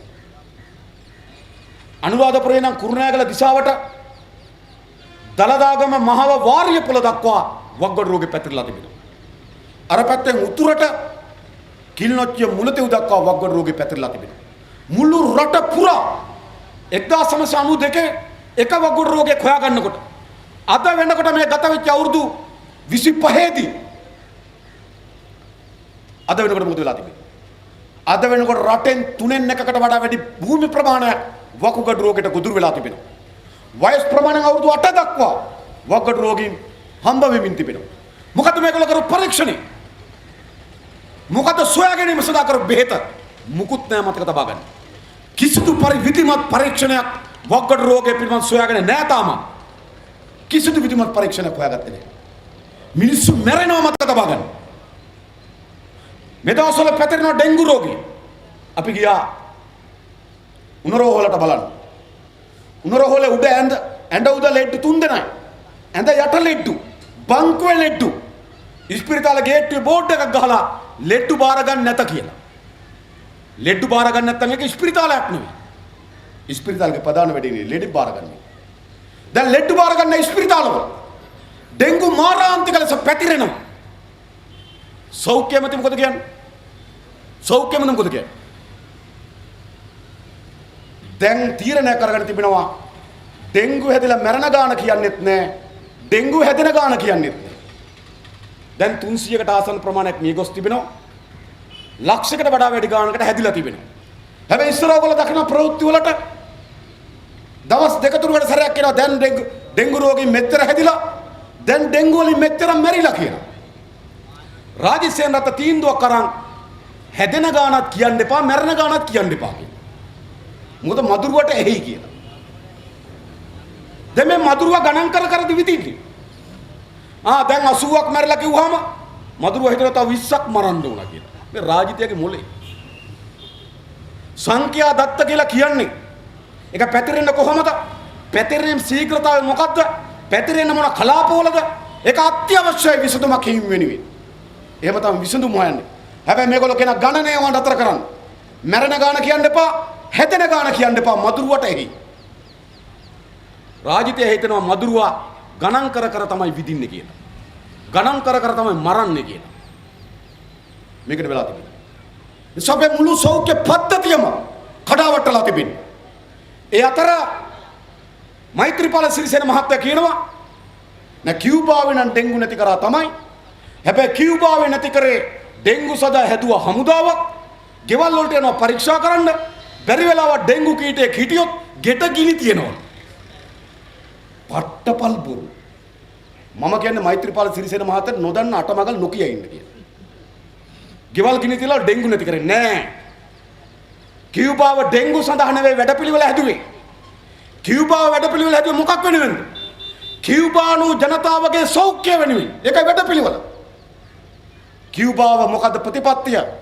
සෑම පුරවැසියෙකුටම නිරෝගී සම්පන්න ජීවිතයක්. හැම පුරවැසියෙකුටම නිරෝගී සම්පන්න ජීවිතයක්. අපිට මොකද වෙලා තිබෙන්නේ? අපිට මොකද වෙලා තිබෙන්නේ? නිරෝගී සම්පන්න ජීවිතයක් තිබෙනවද? තිබුණ 70 දශකේ අද ගිහිල්ලා බලුවොත් මොකද වෙන්නේ? අවුරුදු 40ට වඩා වැඩි නම් ප්‍රෙෂර් තියෙනවද? අනිවාර්යයෙන්. එක්ක දිය වැඩියා. එක්ක කොලෙස්ටරෝල්. ඉස්සර අපේ ගම් වලට ගිහපුවාම තේ එකක් දෙනවා. දැන් ඉස්සර මොන තේ එකක් බොමුද කියලා. කිව්වහම සීනි දාලාද නැතුවද කියලා. ඒ තේ කියලා කිව්වේ සීනි දාලා තමයි ඉස්සර. ඇයි? පැතිරෙන්න පටන් ගත්ත ලෙඩ කඳන් හැදුවා. ඉස්සර ගමක දියවැඩි රෝගයක් හිටියොත් මුළු ගමම කම්පා වෙනවා. සුමනයියට දියවැඩියා වැදිලා. කට්ටිය ඇවිල්ලා කියනවා කණ්ඩ කියනවා කෙන්ගෙඩි. සමහර අය කියනවා කණ්ඩ කියලා තෙඹුකොළ. සමහර අය කියනවා නේද? කණ්ඩ කියලා කුරහන් දියවැඩියා. අද ඉස්සර දියවැඩියා රෝගියෙක් ගමක ඉන්නක පුදුමයක්. අද මොකද වෙලා තිබෙන්නේ? 40ට වඩා වැඩි නම් ප්‍රෙෂර් නැද්ද? නැහැ. කොලෙස්ටරෝල් නැහැ. දියවැඩියාව නැහැ. වෙන්න බෑ. ලෙඩක් නැත්තම් වෙන්න බෑ. ඉතින් කොතෙන්ද අපේ සෞඛ්‍ය සේවය ගෙනාවේ? ඔයගොල්ලෝ හිතනවාද මේ පාලකයෝ අපිට නිරෝගී සම්පන්න ජීවිතයක් දුන්නද? නැහැ. හැබැයි කියුබාව තමන්ගේ වැඩ පිළිවෙලද සෑම පුරවැසියටම නිරෝගී සම්පන්න ජීවිතයක්. ඒ වෙනුවෙන් පරීක්ෂණ සඳහා මුදල් වෙන් කරා. ඒ වෙනුවෙන් වෛද්‍යවරුන්ගේ පුහුණුව සඳහා මුදල් වෙන් කරා. ඒ වෙනුවෙන් නව සොයා ගැනීම සඳහා මුදල් වෙන් කරා. මුළු රාජ්‍යයක්ම මෙහෙව්ව මොකක් වෙනුවෙන්ද? ජනතාවට නිරෝගී සම්පන්න ජීවිතයක් ලබා දීම වෙනුවෙන්. ඒකයි ප්‍රතිපත්තිය. අද අපේ රටේ මොකද වෙලා තිබෙන්නේ? අපේ රටේ සිද්ධ වෙලා තිබෙන්නේ තමයි ලෙඩක් හැදුනොත් අපි ස්පිරිතාලට යනවා දොස්තර හම්බ වෙන්න. ලෙඩක් හැදුනම දොස්තර හම්බ වෙන්න කියුබාවේ. ලෙඩේ හැදෙන්න කලින් දොස්තර ගෙදර එනවා. අන්න ප්‍රතිපත්තිය. දොස්තර මහත්තයාට යම් කලාපයක් බාර දීලා තිබෙනවා. එතුමා උදේ නැගිටිනවා. පුට් සයිකලේ පැදගෙන ගෙන්ගෙට ගිහිල්ලා ලෙඩ බලනවා. පාරිසර තත්ත්වය බලනවා. නිරෝගී සම්පන්න ජීවිතයක් වෙනුවෙන් ඔහු කැප වෙනවා. ඔහුගේ කලාපේ ලෙඩ වාර්තා වෙන්නේ නැත්නම් ඔහුට ඇගයීම් සම්මානයක් දෙනවා. මුළු මෙහෙවුමම මිනිසුන්ට නිරෝගී සම්පන්න ජීවිතයක් ලබා දීම වෙනුවෙන් මෙහෙවනවා. අපේ මොකද වෙලා තිබෙන්නේ? එහෙම මෙහෙවුමක් තියෙනවා? නෑ, එහෙම මෙහෙවුමක් නෑ. කොහෙද මෙහෙවුමක් තිබෙන්නේ? මේ ළඟදී ගෙනාවා පිළිකා රෝගය සඳහා ඉන්ජෙක්ෂන් එකක් රුසියාවේ. ඒක ගහන්නේ රුසියාවේ විතරයි. අපේ රටේ පිළිකා රෝගය පිළිබඳ විශේෂඥ වෛද්‍යවරු 8 දෙනෙක් කිව්වා මේ ඉන්ජෙක්ෂන් එක ගහන්න එපා කියලා, ගහන්න බෑ කියලා. මහරගම පිළිකා රෝලේ ඇතුළු. මේ ඉන්ජෙක්ෂන් එක විදින්න බෑ කියලා ලිඛිතව සෞඛ්‍ය අමාත්‍යාංශයට දැනුම් දුන්නා පිළිකා රෝගය පිළිබඳව විශේෂඥ වෛද්‍යවරු. පිළිකා රෝගය පිළිබඳ විශේෂඥ වෛද්‍යවරු කියනකොට මේ ඉන්ජෙක්ෂන් එක ගහන්න බෑ කියලා දස්දොස්තර කෙනා ගහපන් කියලා. රාජිතය. මේ මොකද වෙලා තියෙන්නේ? ඉතින් මුළු සෞඛ්‍ය සේවම බිඳවැට්ටුව මතක තබා ගන්න. මේ බෙහෙත් අපේ දොස්තර මහත්තයා ලියනවා තමයි බෙහෙත් එක. හැබැයි ඔය බෙහෙත් ප්‍රමිතියෙන් තොරයි මතක තබා ගන්න. ඔය බෙහෙත් ගොඩක් ඉන්දියාවේ ගෙවල් වල හදන බෙහෙත්. මම ගිය එක සැරයක් ගුජරාට් වල. ගුජරාට් වල ලෝකේ විශාලම කිරි නිෂ්පාදනය තියෙන කලාපයක්. ගුජරාට් කලාපය. අමුල් කිරි කර්මාන්තශාලාව පටන් ගත්තේ ගුජරාට් වල. අපි ඒක බලන්න ගිහපු වෙලාව. අපි ගෙදර ගියා කිරි කර්මාන්ත බලන්න. දෙක තැනක තනකොළ කපනවා. අර ගෙනල්ලා චොප් කරනවා මේ කපන කොඩා කෑලි වලට කපනවා තනකොළ. තව ඒගොල්ලන්ගේ ගෙදර සාලේ තමයි ඉන්නේ එළදෙන. සාලේ තමයි එළදෙන ඉන්නේ. තව තැනක ගොම කොට ගහලා. තව තැනක ආච්චි කෙනෙක් බෙහෙත් අඹරනවා. ඕවා තමයි වන්නේ බෙහෙත් පෙති කියලා. ඉතින් මුළු ප්‍රමිතිය කඩාවටලා තිබෙන සෞඛ්‍ය මතක තබා ගන්න. අපේ සෞඛ්‍ය සේවයේ මුළුමනින්ම බිඳවටපු රාජ්‍යයක් මේ පාලක ගොඩ නැගුවා. ඉස්සල්ලේට ජාතියක් හැදුවා. හරියම ආහාර ප්‍රතිපත්තියක් නැහැ. ප්‍රමිතියක් නැහැ. පාරේ තියෙන අබ ගෙඩියක් කන්න බය. කඩේ තියෙන ඇපල් ගෙඩියක් කන්න බය. මොකද වෙලා තිබෙන්නේ? ලෝකේ ආහාර තමයි ප්‍රමිතියම ලබා දෙන්නේ. අයර්ලන්තයට ප්‍රධානම හරක් මස් සපයන්න උනේ බ්‍රසීලය. බ්‍රසීලයෙන් තමයි අයර්ලන්තයට මස් ආවේ. හැබැයි එක මස් පෙත්තක කුඩා දිලීරයක් තිබ්බ කියලා බ්‍රසීලයේ මස් ගේනක අයර්ලන්තේ නතර කරා. අයර්ලන්තේ හඳුන්වා දුන්නා අයර්ලන්ඩ් මීට්. අයර්ලන්තේ හරක් මස් කියලා මස් වර්ගයක් හඳුන්වා දුන්නා. අදත් ලෝකෙ ප්‍රසිද්ධයි අයර්ලන්ඩ් මීට්. එහෙම තමයි ලෝකේ ප්‍රංශේ ප්‍රධානම ටොෆි කර්මාන්ත ශාලාව. එක ටොෆි එක නූල් කෑල්ලක් තිබ්බ කියලා. එක රැයෙන් නතර කරලා සියලුම කඩවල වල ටොෆි අයින් කරා. එහෙමයි මිනිස්සුන්ගේ ජීවිත පිළිබඳ ආණ්ඩු වග කියන්නේ. අපේ මොකද වෙලා තිබෙන්නේ?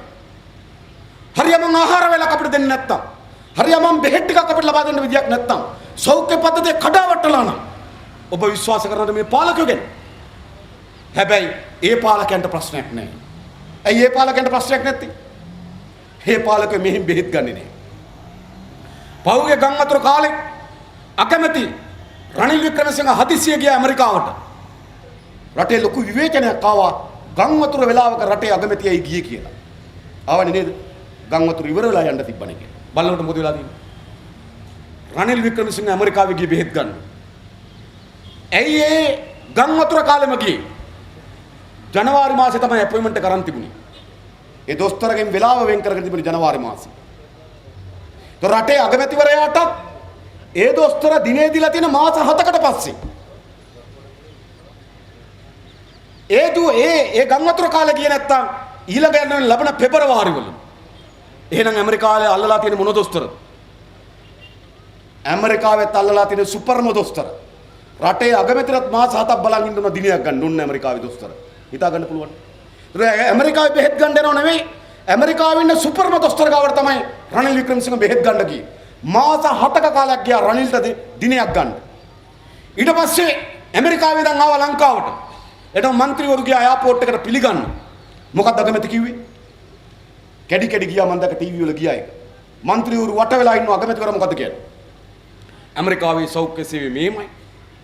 සාතු සේවිකාවගේ සැලකිලි මෙහෙමයි. පරීක්ෂණ කරන උපකරණ මෙහෙමයි. මම හිටපු ඇඳ මෙහෙමයි. ඒ ස්පිරිතාලේ මෙහෙමයි. ලොකු වර්ණාවක් දෙනවා മന്ത്രിවරුන්ට. වර්ණාවක් දීලා මොකද්ද කිව්වේ?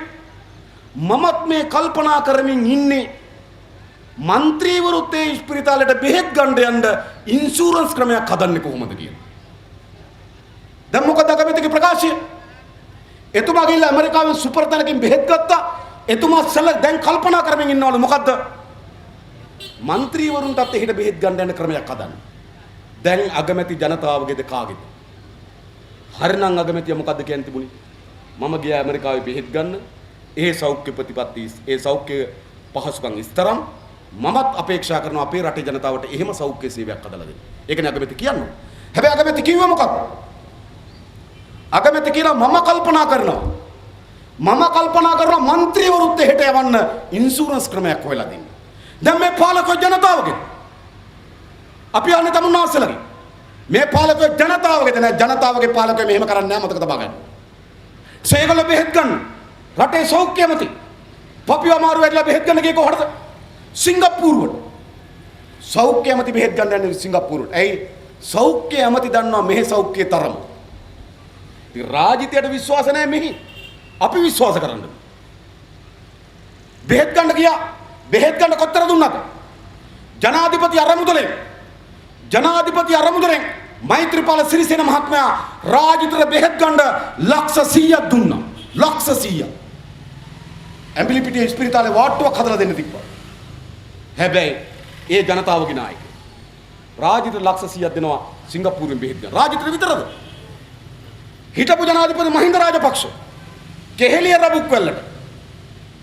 රඹුක්වැල්ලට කකුල කැඩුණා. කකුල කැඩුණ යුද්ධෙට ගිහිල්ලා නෙවෙයි. ඕස්ට්‍රේලියාවේ ගිහිල්ලා කලබලයට මිනිහා ජනේලෙන් පයින්ද ගියා. පත බෑව බිම කැඩුණ කකුල. ඒ කාලේ කෙහෙලිය රඹුක්වැල්ල කිව්වා හෝටලයට විරුද්ධව නඩු දානවා කියලා. දැම්මද නඩු දාන්නේ නැහැ. හරිනම් හෝටලෙන් නඩු දානවා ජනේලෙන් පැන්න කියලා. ඉතින් කකුල කැඩුනේ එහෙම. හැබැයි මොකද්ද කරේ? මහින්ද රාජපක්ෂ මහතා ජනාධිපති අරමුදලේ කේලිය රඹුක්වැල්ලගේ කකුලට දුන්න ලක්ෂ 112.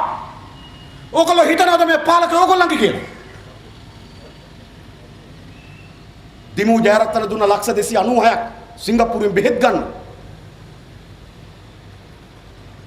විපක්ෂයේ හිටියත් ඒ වෙලාවේ ජයලජ්ජාවර්ධන දුන්න ලක්ෂ 50ක්. ජයලජ්ජාවර්ධන කුණු හොරේ කොලේ. කුණු හොරේ. මිනිහට heart attack එක ආවේ එංගලන්තේ. ජනාධිපති රන්දන ලක්ෂ 50 දුන්නා එහෙම ඔපරේෂන් එක කරන් ඉන්න කියලා. මිනිහා ඒකේ සාක්කුවේ දාගෙන ලංකාව යාව. මැරුණා. ඒකත් ගැහුවා. හරිද? අඩුම තරමේ ජනාධිපති අරමුදලෙන් දීපකෙන් බෙහෙත් ගනි. හරි ඒකත් ගහන්න. එහෙමයි මම. ඉතින් ආණ්ඩුවේ සල්ලි දුන්නේ. හැරිසන්ට දුන්නේ ආණ්ඩුවේ සල්ලි. හැරිසන් විපක්ෂ ඉන්නකොට මහින්ද රාජපක්ෂ මහතා සල්ලි දුන්නා හැරිසන් ඔපරේෂන් එක. ඉතින් අපි අහන්නේ මේ පාලකයෝ ජනතාවගේ සෞඛ්‍ය ගැන හිතන පාලකයෝද? නැහැ. මේගොල්ලන්ගේ නිරෝගී සම්පන්න ජන ජීවිතයක් වැඩක් නැහැ. ඒගොල්ලන්ට ඒගොල්ලන්ගේ පරපුටු රැළට නිරෝගී සම්පන්න ජීවිතයක්. ඒ නිසා මේ සෞඛ්‍ය සේවය අද බිඳ වටලා. නේද? රෝගීන් පිළෙන ලෙඩ જાතියක් අද හදලා තිබෙනවා. ඒ නිසා මම කියන්නේ ගොඩාක් කරුණ නෙවෙයි.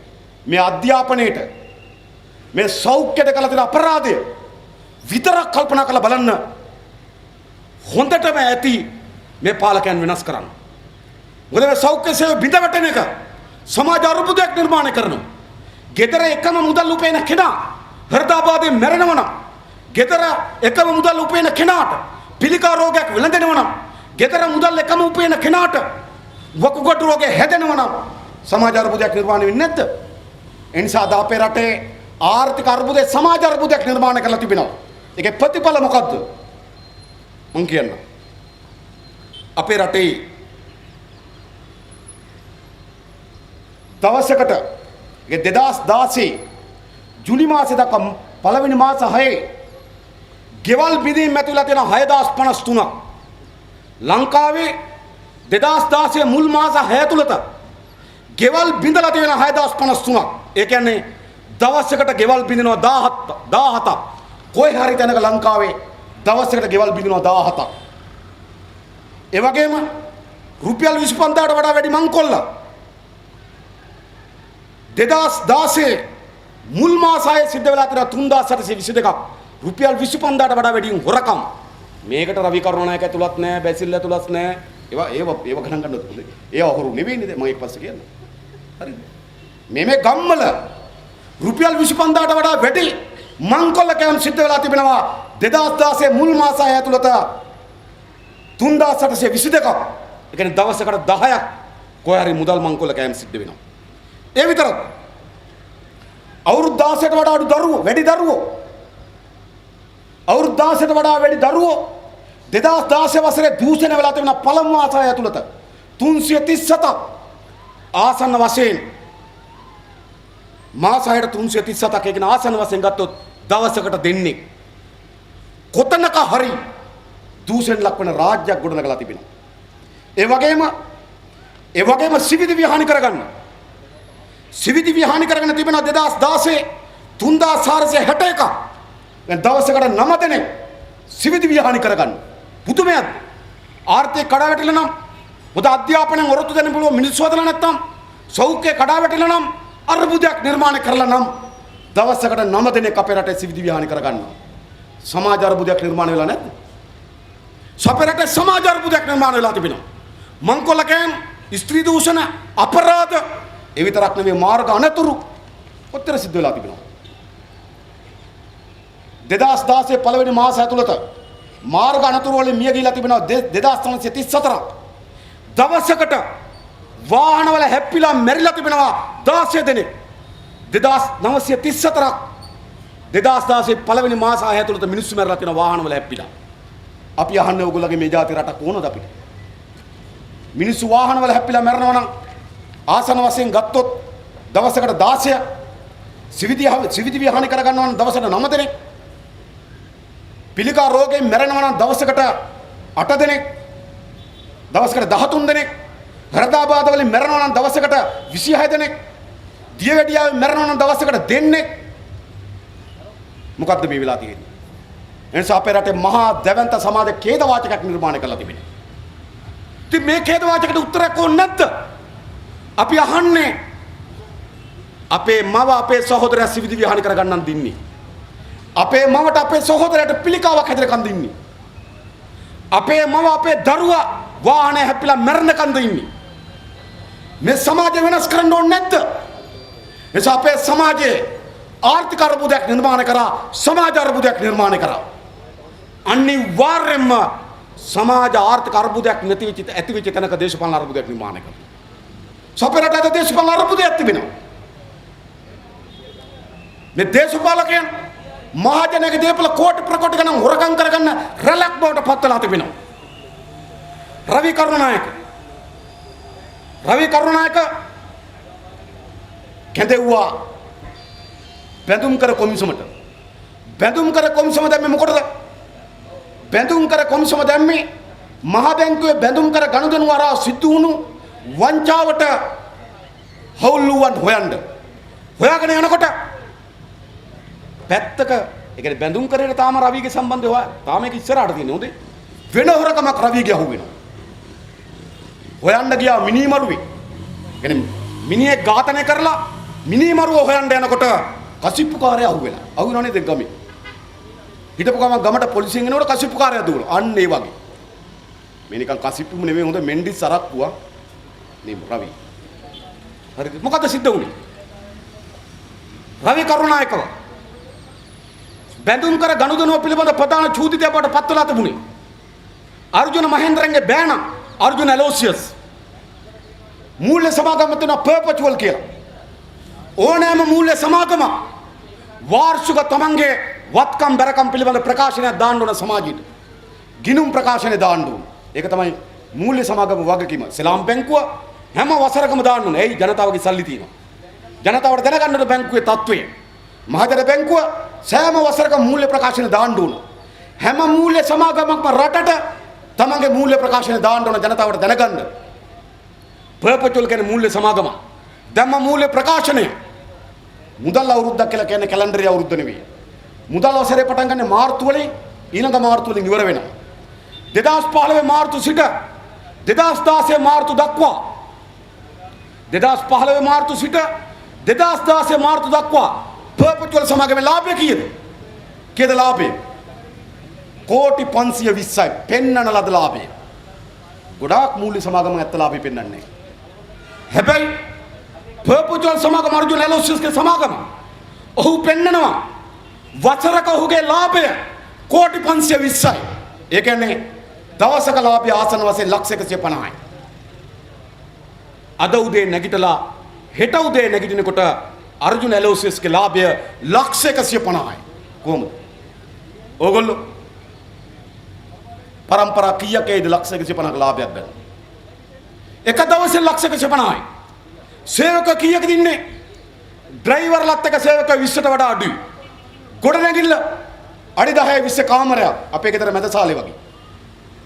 අඩි 10 20 කාමරයක සේවක 20ක් තියාගෙන මාස අවුරුද්දක ලාභය කෝටි 520යි. හැවෙන මුකුත් නෙවෙයි. මහා බැංකුවේ සල්ලි තමයි පර්පචුවල් සමාගමට ඇද්දි. මහජනයාගේ ධනයෙන් තමයි පර්පචුවල් සමාගම නැත්තම් ගල් කඩලද? පතල් හරලාද? අඩුම තරම හිතන්න පුළුවන් පතල කාරපලා හොඳ නිල් කැටයක් හම්බුණා. ඒකෙන් තමයි නෑ පතල් කපලා නෙවෙයි. ඔව් ඒකත් දැන් හිඳිලා තියෙන්නේ. ඔව් ඒක වෙන ප්‍රශ්නයක් තියෙනවා මම ඒකත් කියන්නම් වෙලාවක් තිබ්බොත් නේද? නේද? තේ මොනව කරලා මුකුත් කරලා මොනව කරලා? මහා බැංකුවේ බැඳුම් කර අරගෙන ආපහු මහ බැංකුවට විකුණලා. මහා බැංකුවෙන් ගන්නවා EPF එක මහා බැංකුවෙන් ඇලෝසියස් ගන්නවා. ඇලෝසියස්ගෙන් EPF එක ගන්නවා. මහා බැංකුවෙන් දෙනවා මහා බැංකුවෙන්ම ගන්නවා. ඇලෝසියස්ගේ ලාභය කෝටි 520යි.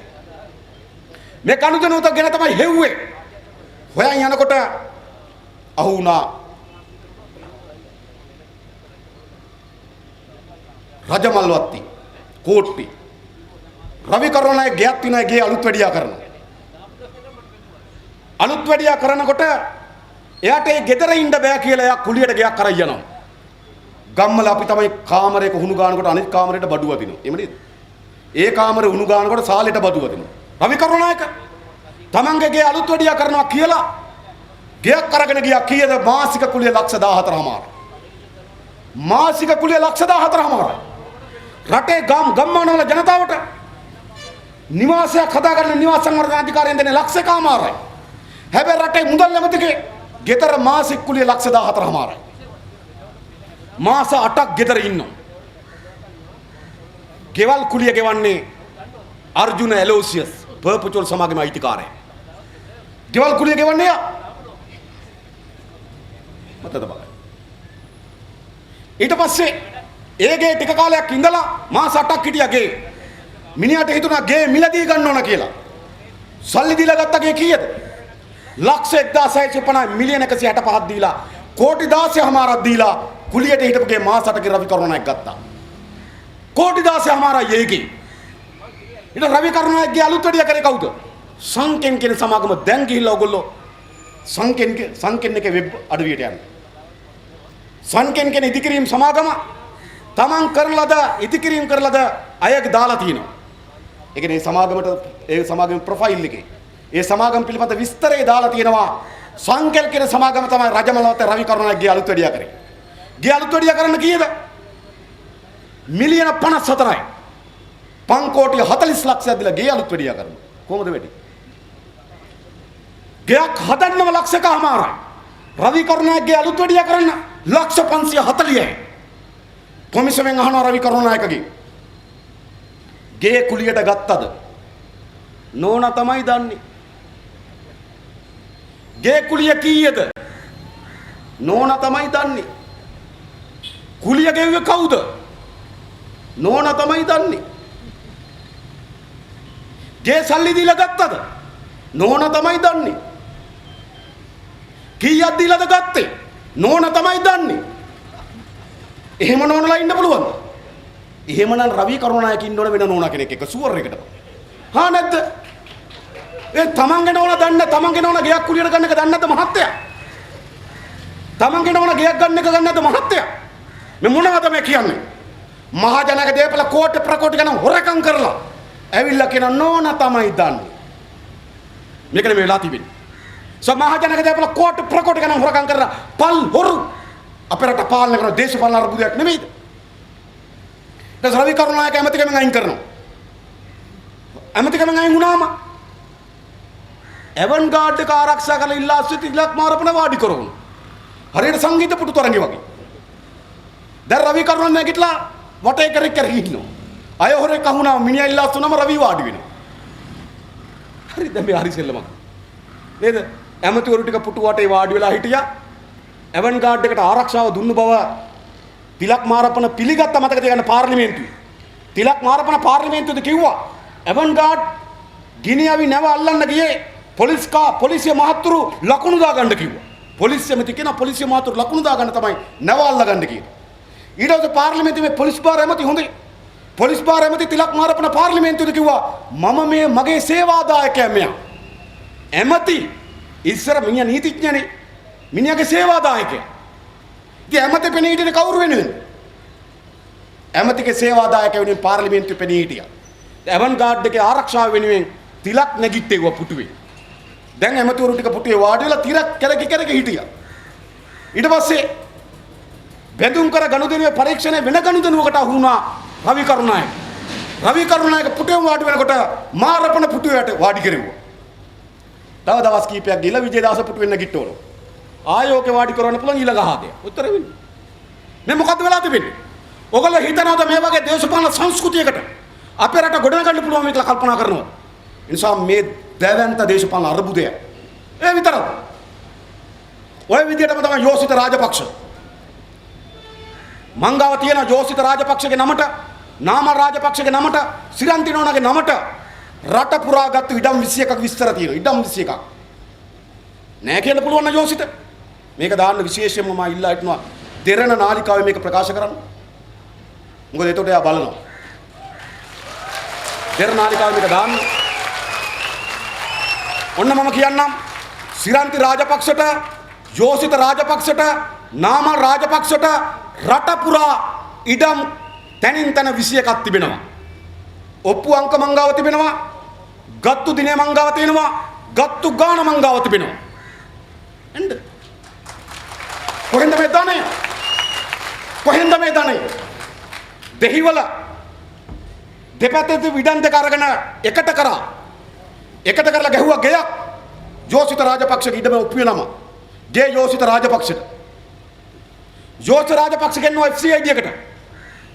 FCID එකට ගෙනල්ලා ඇහුවා නාවික නිලධාරියෙකුට වැඩ කරේ වැඩිම වැටුප මාස රුපියල් 75000යි මේ තරම් ගෙයක් ඉඩමක් ගත්ත කොහෙන්ද දෙයි වලින් කියලා. යෝසිත කිව්වා මංගාව සල්ලි නැති එක ඇත්ත. හැබැයි මගේ ආච්චි මට මේක අරන් දුන්නේ කිව්වා. සිරන්ති නෝනාගේ අම්මගේ නංගි ඩේසි ෆොරස්ට් මේක අරන් දුන්නේ කියලා කිව්වා. Daisy forest. ඊට ආච්චි කෙනෙක්චා. ආච්චි කෙනෙක් ලැබුවා FCAD එකෙන් යෝසිත ගයක් හදලා දුන්නද? ඔව්. සල්ලි කොහෙන්ද? ආච්චි කිව්වා දවසක් මම මගේ ගෙදර මිදුලට වෙලා ඇඳි පුටුවේ වාඩි වෙලා ඉන්නකොට වෑන් එකකින් ඇවිල්ලා මට මැණික් මල්ලක් දීලා ගියා කිව්වා. ඊට පස්සේ මැණික් මල්ල අතේ තියාගෙන හිටියා කිව්වා. ඉන්නකොට සතියකට විතර පස්සේ කට්ටියක් ආයෙ වෑන් එකක ඇවිල්ලා මැණික් මල්ල අරගෙන සල්ලි ගෝණියක් දීලා ගියා කිව්වා. සල්ලි ගෝණියෙන් ගේ හැදුවා ඊටම ගත්තා කිව්වා. දැන් ඔහෙ පංකෝ වෑහෙන් එක අපේ ආච්චිලා හැම වාඩි වෙලා ඉන්න මිදුලට වෙලා මැණික් ගෙනත් දෙනකන් හොඳයි. හරි. මේ මොකද්ද වෙලා තිබෙන්නේ? ඉතින් මේ වගේ කට උත්තරනේ දෙන්නේ. ඔයගොල්ලෝ විශ්වාස කරනවද මේව? දැන් මේ මහජනක දේපල කෝටි ප්‍රකෝටි කරන එක් රස කරන දේශපාලනයක් අපේ රටේ හැදිලා තිබෙනවා. මේ දේශපාලනයට පුළුවන් රට හදන්න. මල්වානේ අක්කර 18ක පොල්ලත්තයි මාලිගාවක් වගේ ගෙයක් හැදුවා. ගේ හදන්න නැකත බලපු සුමනදාස කියනවා නැකත බලන් ආවේ පුෂ්පා බැසිල්ගේ නෝනා කියලා. මුල්ගල තියපු බාසුන් නැහැ කියනවා. මුල්ගල තියෙන දවසේ උපදෙස් දුන්නේ පුෂ්පා කියන. ගේ හදන ප්ලෑන් එක හදපු මුදිත ජයකට ගෘහ නිර්මාණ ලංකාවේ ප්‍රසිද්ධ ගෘහ නිර්මාණ ශිල්පියෙක්. එයා තමයි පැලවත්තේ හමුදා කඳුර ප්ලෑන් කරේ. එයා තමයි බැසිල්ගේ ගේ ප්ලෑන් එක හැදුවේ. බැසිල්ගේ ගේ ප්ලෑන් එක ආව මුදිත ජයකට කියනවා පුෂ්පා කියන විදිහට තමයි ප්ලෑන් එක ඇන්දේ කියනවා. උළුවස්ස තිබු බාසුන්නා කට උත්තරේ දීලා කියනවා උළුවස්ස තිබ්බට පස්සේ කිරිවීදුරු වරන් ඉස්සරලම උළුවස්සෙන් ඇතුළුනේ පුෂ්පා කියන බැසිල්ගේ නෝනා. බැසිල්ගෙන් අහපුවාම කියනවා ගේ එයාගේ නෙවෙයි කියනවා. එහෙනම් නෝනා වෙන කාගේ හරි. මේ මරු වැඩක් වෙලා තියෙනවා. හරි මේ මොකද වෙලා තියෙන්නේ? ඔයගොල්ලෝ විශ්වාස කරනවද මේ අධිකරණ වලින් බලාපොරොත්තු වෙන දඬුවම්? මම අධිකරණ ගැන ටිකක් කියන්න. අධිකරණ වලින් බලාපොරොත්තු වෙන්න එපා. හැබැයි මේ ජනතා අධිකරණ හමුවේ මේගොල්ලෝ වංචනිකයන් මතක තබා ගන්න. ජනතා අධිකරණ හමුවේ මේගොල්ලෝ හොරු වෙලා ඉවරයි, වංචනිකයන් වෙලා ඉවරයි. මම අභියෝග කරන ආණ්ඩුවට පුළුවන් නම් තිරුනඩේශන්ගේ බැංකු ගිණුම් පරීක්ෂා කරන්න.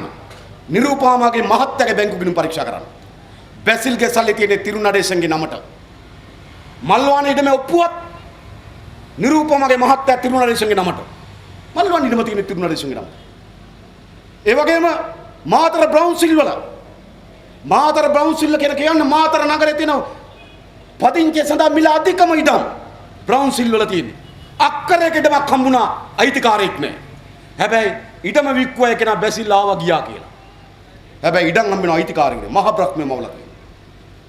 දොගොල්ලෝ හිතනවාද මේ වංචා දූෂණ සහිත දේශපාලන සංස්කෘතිය අපේ රට ගොඩනගන්න පුළුවන් කියලා අපි විශ්වාස කරනවද? නෑ මේ වංචා දූෂණ සහිත දේශපාලන සංස්කෘතිය අපි වෙනස් කරන්න ඕනේ. හැබැයි මොකද වෙලා තිබෙන්නේ? මේ වංචනකෙන් අද මම ඇහුවා රවි කරුණාක මහත්මයාගේ පාර්ලිමේන්තුවේ කතාව ඇහුවා. පට්ට හොරෙක් පාර්ලිමේන්තුවේ බුදුරජාණන් වහන්සේ දේශනා කරන ලද වදන් උපුටා දක්වනවා. පාර්ලිමේන්තුවේ ක්‍රිස්තුස් වහන්සේගේ ජීවන චරිතය උපුටා දක්වනවා. ක්‍රිස්තුස් වහන්සේ කුරුසය එන ගැහුවා. ක්‍රිස්තුස් වහන්සේ කුරුසය එන ගැහුව හොරකම් කරන්න ගිහලා නෙමෙයි. රවි කරුණාක මතක තියාගන්න ඕන. කුරානයේ වැකි උපුට ගන්නවා. කුරානයේ වැකි වලින් කියනවා. මොකද මේ වෙලා තිබෙන්නේ? මේ වංචනකයන් අද බුදුදහමේ වැකි පිටුපස දේශනාවන් පිටුපස ක්‍රිස්තුස් වහන්සේගේ ජීවිත කතාව පිටුපස කුරානයේ වැකි පිටුපස මේ දේශපාලකයන් අද හැංගිලා ඉන්නවා.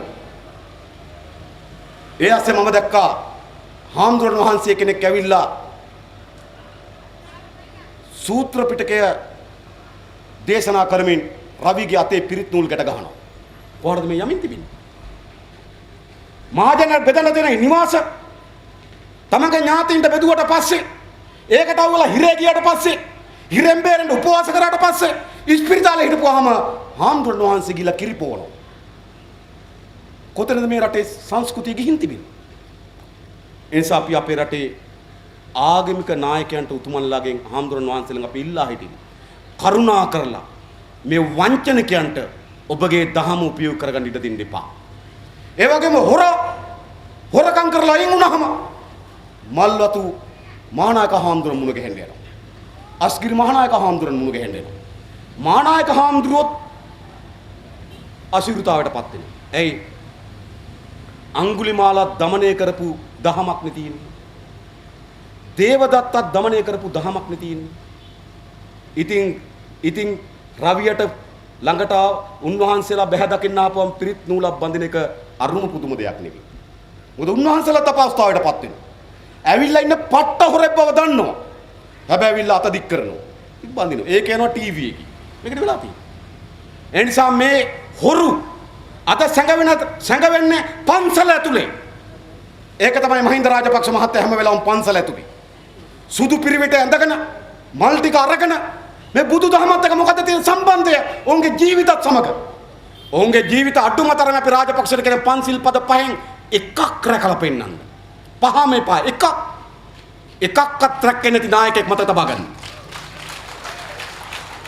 මොකද මේ වෙලාවට මේ රටේ සංස්කෘතික වටිනාකම් තියෙන ජනතාවට පන්සල පිළිබඳව, දහම පිළිබඳව හැඟීම් තිබෙනවා. ඒවා තමයි කාවත් දෙන්නේ මේ නායකයෝ. සමේ නායකයෝද හැංගෙන්නේ පන්සල ඇතුලේ. අද හැංගෙන්නේ දහම ඇතුලේ. කල්පනා කරලා බලන්න. ඒ නිසා අපිට වගකීමක් තිබෙනවා. මේ දේශපාලන මේ රටේ ජනතාව මේ දේශපාලකයන්ගේ මේ රටේ ජනතාව මුදව ගන්න ඕන. ගන්න ඕනේ නැද්ද? ඔබ විශ්වාස කරනවද මෙහෙම දේශපාලකයන්ගෙන් මේ රට සිත සාන්තිය සුගතියක් වෙවි කියලා? කිරියල්ලගේ හිටිය උපදේශකවරු 96යි. කිරියල්ල ජනාධිපති නීතිඥ උපදේශකයා සාමාන්‍ය පෙළ පේල්. කිරියල්ල අධිනීතිඥ. රුපියල් 60000 වාහනේ 15000 තෙලු. මේ මහජනගේ ධනයනේ. මය රනිල් වික්‍රමසිංහ කාර් දෙකක් ගෙනාවා. කාර් දෙකේ වටිනාකම ලක්ෂ 5993යි. කාර් දෙක ලක්ෂ 5993යි. එක කාර් එකක් ලක්ෂ 3000ක් වෙනවා. ආසන වශයෙන්. ලක්ෂ 3000යි කාර් එක. ඔය බෙන්ස් කාර් එකක් හොඳම බෙන්ස් කාර් එකක් ලක්ෂ 400 500ක් වෙයි. හැබැයි අග්‍රාමාත්‍ය රනිල් වික්‍රමසිංහට කාර් දෙකක් ගෙනාවා ලක්ෂ 3000 එක කාර් එකක්.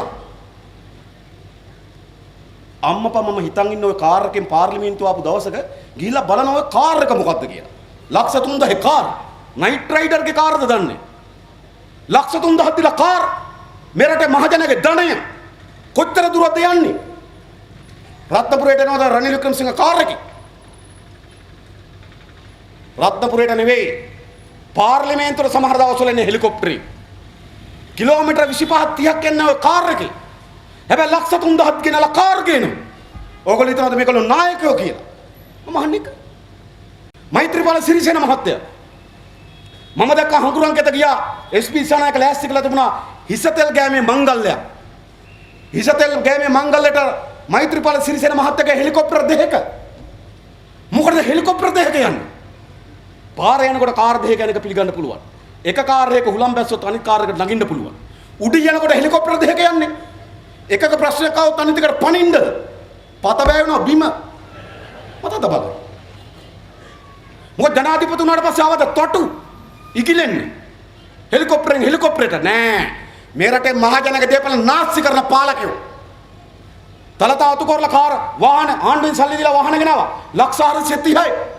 ජෝන් සෙනවිරත් ලක්ෂ 430යි. මේ ලක්ෂ්මන් කිරියල ලක්ෂ 430යි. රිෂාඩ් පදූරි ලක්ෂ 430යි. මංග සමස්සල ඉස්සුව තිබෙනවා. ලක්ෂ 430ක් දීලා වාහන ගෙන මහජනගේ ධනෙන්. මහජනගේ ධනෙන් ලක්ෂ 430ක් දීලා කාර් ගේනවා.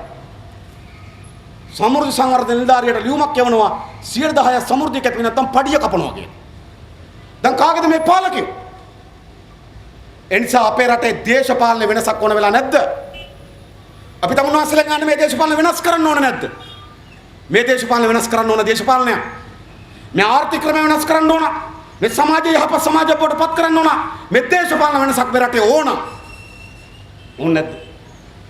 කවුරු හරි හිතනවා නෑ ඉතින් අපිට ඉතින් මොනවා වුණත් අප්පුච්චනේ මහින්ද දෙන්න.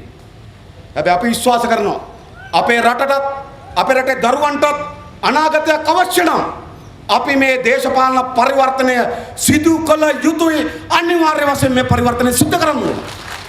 මොකද කරන්නේ? සමහර අය හිතනවා අපිට දේශපාලනේ වැඩක් නෑ. අත හෙල්ලුවොත් කටහොල්ලයි. අපේ අතට අපේ හිසට අපේ අත මේ සෙවණැල්ල. අපි වැඩ කරොත් අපිට වෙයි. අපිට කවුරුවක් කණ්ඩ දෙන්නේ නෑ. අපිට පට්ටපල් බුරුව දාස. මේ අරබුදේ නිර්මාණය කළ තියෙන දේශපාලකයා 1948 සුද්ධ ලංකාවේ යනකොට අපි ලෝකෙට සතයක් ණය නෑ. අද කෝටි දසලක්ෂ 50000ක ණයකරු. 1948 සුද්ධ යනකොට මස්සාරවත් ඒවතු යායක් අපිට බාර දුන්නේ. සාරවත් ඒවතු යාය. නිල්ල ගහුණු තේ යාය. ෆැක්ටරියේ තේ අඹරනවා. වත්තේ දලු කඩනවා. ලොරියට තේ පටවනවා. එහෙම තේ යායක් අපිට බාර දුන්න සුද්ධ යනකොට අද නාටු වෙච්ච වත්තේ තිබු ගස් කපපු තේ යායක් අපිට ඉතුරු වෙලා තියෙනව නැද්ද? මුළු තේ පද්ධතියම විනාශ කරා මේ පාලකයෝ. 48 සුද්ධ යනකොට අපේ රටේ නායයාම ඉතිහාසයත් අහලා තිබ්බේ නැහැ. අද අපි නිරන්තරයෙන් නායයාමට අහුවෙන රාජ්‍යයක් බවට පත් වෙලා තිබෙනවා. මීරිය පැත්තේ නායයාමෙන් 100 ගණනක් මිය ගියා. පෞලිය ගංගතුරෙන් නායයාමෙන් විශාල ප්‍රමාණයක් මිය ගියා. පාසල් කඩා වැටෙනවා. රෝවල් ගිලා බහිනවා. ගෙවල් ගිලා බහිනවා. මේ පාලක අපිට විනාශකාරී පරිසර පද්ධතියක් ඇති කරා. 48න් පස්සේ රට පාලනය කළා අවුරුදු 70. 1948 සුද්ධ යනකොට අපිට ගෝල්පේස් පිට්ටනිය අපිට අයිති. අද ඒක චීනට අයිති ෆෝර්ට් සිටි දාන්න. 48 සුද්ධ යනකොට අපේ හමුදා මූලස්ථානයේ තිබේ ගෝල්පේස් පිටේ ඉස්සරහා හමුදා මූලස්ථානයේ තිබේ මනරන්ම ඉඩම තමයි හමුදා මූලස්ථානයේ හමුදා රෝවලක් තිබ්බේ. අද ඒක හොංගොං වල සංගිලා කම්පැනිට විකුණලා ඉවරයි. 48 සුද්ධ යනකොට අපිට කල්පිටේ දූපත් අයිතුව තිබ්බා. අද දූපත් වලින් විශාල ප්‍රමාණයක් විකුණලා දාලා ඉවරයි. 48 සුද්ධ යනකොට අපිට හම්බන්තොට වෙරළ තීරය අයිති. අද ඒක චීනට විකුණලා දාලා ඉවරයි. මතක තබා ගන්න. 48 සුද්ධ යනකොට ත්‍රිකුණාමලේ තෙල් ටැංකිය සංකීර්ණ අපිට අයිති. ඒක 2001 රනිල් වික්‍රමසිංහ බදු කිව්සුමකින් IOC එකට විකුණලා ඉවරයි. මොකද මේ පාලකය කරේ? 48ට වඩා රට උඩට ගෙනවද පස්සට ගෙනිච්චද? අවුරුදු 70ක් මේ රට පාලනය කළා. වසංගත රෝග හැදුවා. යුද්ධ හැදුවා. පරිසර විනාශයක් හැදුවා. ආර්ථිකය කඩාවැට්ටුවා. ණයකන්දක මේ රට හිර කරා. ඔබ විශ්වාස කරනවා තව අවුරුදු 50ක් දුන්නත් මේ පාලකයන්ට මේ රට හදන්න පුළුවන් කියලා ඔබ විශ්වාස කරනවා? කවුරු හරි හිතනවද මේ රට තව අවුරුදු 50ක් දුන්නත් මේ පාලකයන්ට හදන්න පුළුවන් කියලා? නෑ, මහින්ද අප්සෙට් වුණාට ගෝඨාභය හරියේ. ගෙනල්ලා බලන්න. රනිල් තමයි අප්සෙට් සජිත් හොඳවි. ගෙනල්ලා බලන්න. මොනවද නොකරේ? බණ්ඩාරනායක මහත්තයා ගෙනාවා. එයාගේ නෝනා සිරිමාව බණ්ඩාරනායක මැතිණිය ගෙනාවා. ඒගොල්ලෝ හොඳ නැහැ කියලා ධෝනියන්ද ගෙනාවා. ඩීඑස්එන් එක මහත්තයා ගෙනාවා. එයාගේ පුතා ඩර්ලිසෙන් එක මහත්තයා ගෙනාවා. ජේ.ආර්. ජයවර්ධන මහත්තයා ගෙනාවා. එයාගේ බෑන රනිල් වික්‍රමසිංහ ගෙනාවා. තවත් ඕන ඥාති වර්ගය ගෙනල්ලා බලන්න. සිත සාන්තිය සුගතියක් වෙන්නේ මේ රටට. එනිසා මේ රට නව දේශපාලන පරිවර්තනක විලි රුදාවෙන් තමයි මේ රට පෙළෙනවා. මතක තබගන්න. නව දේශපාලන පරිවර්තනයක් අපේ රට ඕන. මාර්ග අනුතුරු වලින් කියාපාන්නේ මොකද්ද? සෞඛ්‍ය සේව විසින් කියාපාන්නේ මොකද්ද? අධ්‍යාපන ඇති වෙලා තියෙන ඛේද වාචකෙන් කියාපාන්නේ මොකද්ද? දරුවන්ට හරියම රැකියාවක් නැතිකමෙන් කියාපාන්නේ මොකද්ද? මහජනගේ දේපල කෝටි ප්‍රකෝටි ගණන් හොරකම් කිරීමෙන් කියාපාන්නේ මොකද්ද? ලෙඩ රෝග හැදිලා දාස් ගණන් මිනිස්සු මිය යනවා. මොකද්ද මේ කියලා පාන්නේ අපිට? මොකද්ද මේ කියලා දෙය පාන්නේ අපිට? මේ කියන්නේ අනු කවරක්වත් නෙමෙයි, මේක වෙනස් කරපල්ලා කියලා. දැන් අපි ලෑස්ති මේක වෙනස් කරන්න. තවත් මේක වෙනස් කරන්න සූදානම් නැත්තම් මම දන්නේ අපිට ඉන්නේ පුරවැසියන්ද වහල්ලුද කියලා. මේ රටේ ජනතාව වහල්ලු නොවේ නම් මේක වෙනස් කරන්න ඕන. එතන වෙනස් කිරීමේ පියවර අපි පටන් ගන්නවා. ජනතා විමුක්ති පෙරමුණ මේ අඩිය තියලා තියෙන්නේ ලංකාවේ තීරණාත්මක දේශපාලන පරිවර්තනයක් වෙනුවෙන් 2020 ජනතාව පෙළගස්සන බලමුණු ගණන වැඩපිළිවෙලට අපි අවතීර්ණ වෙලා තිබෙනවා. අපිට අවශ්‍යතාවයක් තිබෙනවා මේ රට පරිවර්තනය කරන්න. අපි ලාල් සෝදරයා කිව්වා වගේම මේක ජනතා විමුක්ති පෙරමුණ අපිට අපේ හිතවතුන්ට අපේ ක්‍රියාකාරීන්ට අපි ගැන ලෙන්ගතුකමෙන් ආදරයෙන් බලන අයට පමණක් මේක වෙනස් කරන්න බෑ. මේක වෙනස් කරන්න සහතික වශයෙන්ම පොදු ජන ව්‍යාපාරයක් හැදෙන්න ඕනකම තිබෙනවා. අපි එක්සත් ජාතික පාක්ෂිකයන් ඉල්ලා හිටිනවා. එක්සත් ජාතික පක්ෂය ඕගොල්ලන්ගේ පක්ෂය නෙවෙයි. මොකද කරේ එක්සත් ජාතික පක්ෂය? ශ්‍රී ලංකා නිදහස් පාක්ෂිකයන් ඉල්ලා හිටන ඔය පක්ෂය ඕගොල්ලන්ගේ නෙවෙයි. ඒක උඩ ඉන්න කට්ටියගේ රංචුවකගේ පක්ෂෝවා. අපි ගම්මිරිස් විකුණන්න ගියපුවාම UMP ආණ්ඩුවක් තියෙන්නේ. ඒ නිසා ගම්මිරිස් ටිකක් වැඩි මිලට ගන්න ඕන කියලා ගන්නවද? නෑ. එක ගානට අපේ ගම්මිරිස් ටික ගන්න. අපි ස්පිරිතාලේ බෙහෙත් ගන්න ගියපුවාම UMP ආණ්ඩුවක් තියෙන්නේ. දොස්තර මහත්තයා බලනද ඇවිල්ලා ඉන්නේ UMP කාර්යයක් ටිකක් වැඩියෙන් බෙහෙත් දෙන්න ඕන කියලා. නෑ එකම බෙහෙත් නැති ස්පිරිතාලේ. අපේ දරුවා ඉස්කෝලේ ගියපුවාම UMP ආණ්ඩුවක් තියෙන්නේ. UMP ගේ දරුවා කැවිලා ඉන්නේ ඉස්කෝලේ. නෑ ටිකක් වැඩියෙන් උගන්වන්න ඕන කියලා උගන්වනවද? නෑ අර උගුරුවරේම තමයි උගන්වන්නේ. එහෙම නෙමෙයි. අපි ප්‍රශ්න වලට මුහුණ දීලා තියෙන එකට අපි ගමේ බස් එකේ යන්නේ හිර වෙලා එකට. දාඩිය පෙරාගෙන එකට යනවා. බැහැලා කියනවා මම කොළ තෙරපිලා බස් එකේ ඇවිල්ලා. අපේ ආණ්ඩුවක් තියන්නේ කියන. මොකද්ද මේ? නෑ අපි පොදු ප්‍රශ්නයකට මුහුණ දීලා තිබෙන්නේ. මේ පොදු ප්‍රශ්නෙන් අපිට ගොඩ එන්න පුළුවන්කම තිබෙන්නේ අපි පොදුවේ මේකට මැදිහත් වුණොත් විතරයි. අපි ජාතක කතාවක් තිබෙනවා. වටු රැළ අවුලා හිටියා වැද්දගේ දැලට තනි වටුවා ඉගිලෙන්න උත්සාහ කරා. තනි කෙනා උත්සාහ කරේ නැද්ද? පවිත්‍රා හම්බ වෙන්න ගියා. ගියේ නැද්ද? ගියා. වසවර්තය වුණත් කමක් නැහැ. පුංචි නිලමේ හම්බ වෙන්න ගියා. ගියේ නැද්ද? නසාදියා වුණත් කමක් නැහැ. ප්‍රේමලාල් ජයසේකර හම්බ වෙන්න ගියා. ඇයි තනියම ගොඩ එන්නේ? මොනවද නොකරේ? පෝස්ටර් ගැහුවා. රැස්වීම වලට ගියා. හොරෙන් ගෙවල් වලට ගියා. ලියුම් ලිව්වා. අත්සන් ගත්තා. පවිත්‍රාගේ ලියුම් කීයකට අත්සන් ගත්තද? තනියම ගොඩ ඉන්නේ. ජෝන්සන් විරත්ගේ ලියුම් කීයකට අත්සන් ගත්තද? තනියම ගොඩ ඉන්නේ. මොකද්ද වෙන්නේ? තනියම කොච්චර පොරබැදුවත් එදා වැද්දාගේ දැලට අහුවෙලා හිටපු වටුවෝ තනියම ඉගිලෙන්න උත්සාහ කරත් එක වටුවේ කරොත් තනියම ඉගිලෙන්න බැරි වුණා. එතන හිටපු බෝධිසත්වයාණන් වටුව කිව්වා තනියම පොරබදලා හරියන්නේ නැහැ. අපි වටුරලේ එකට එකතු වෙලා පියාඹමු කිව්වා. අදත් අපි කියන්නේ ඒක. අපි ඉර වෙලා තියෙන මේ වටුවන්ගේ මේ වැද්දන්ගේ දැලට මේ දැලෙන් තනියම මොනතරම් පොරබැදුවත් අපිට ගොඩ එන්න බෑ. අපිට ගොඩ එහා කිවන්නේ එදා වැද්දගේ දැලට අහුණු වටුරල වගේ අපිට ගොඩ එන්න පුළුවන්කම තියෙන එකම තුනොත් විතරයි. ශ්‍රී ලංකන් දාස් පාක්ෂිකයන්ට අපි කියන්නේ තනියම කොච්චර පස්සෙන් ගියාද? එක්සත් ජාතික පාක්ෂිකයන්ට අපි කියන්නේ තනියම කොච්චර පස්සෙන් ගියාද? වැඩක් නැහැ. අපි එකමුතු වෙන්න ඕන. අපි එකට එකතු වෙන්න ඕන. අපි එකට එකතු වීමෙන් පමණයි මේකෙන් ගොඩ එන්න පුළුවන්කම තිබෙන්නේ.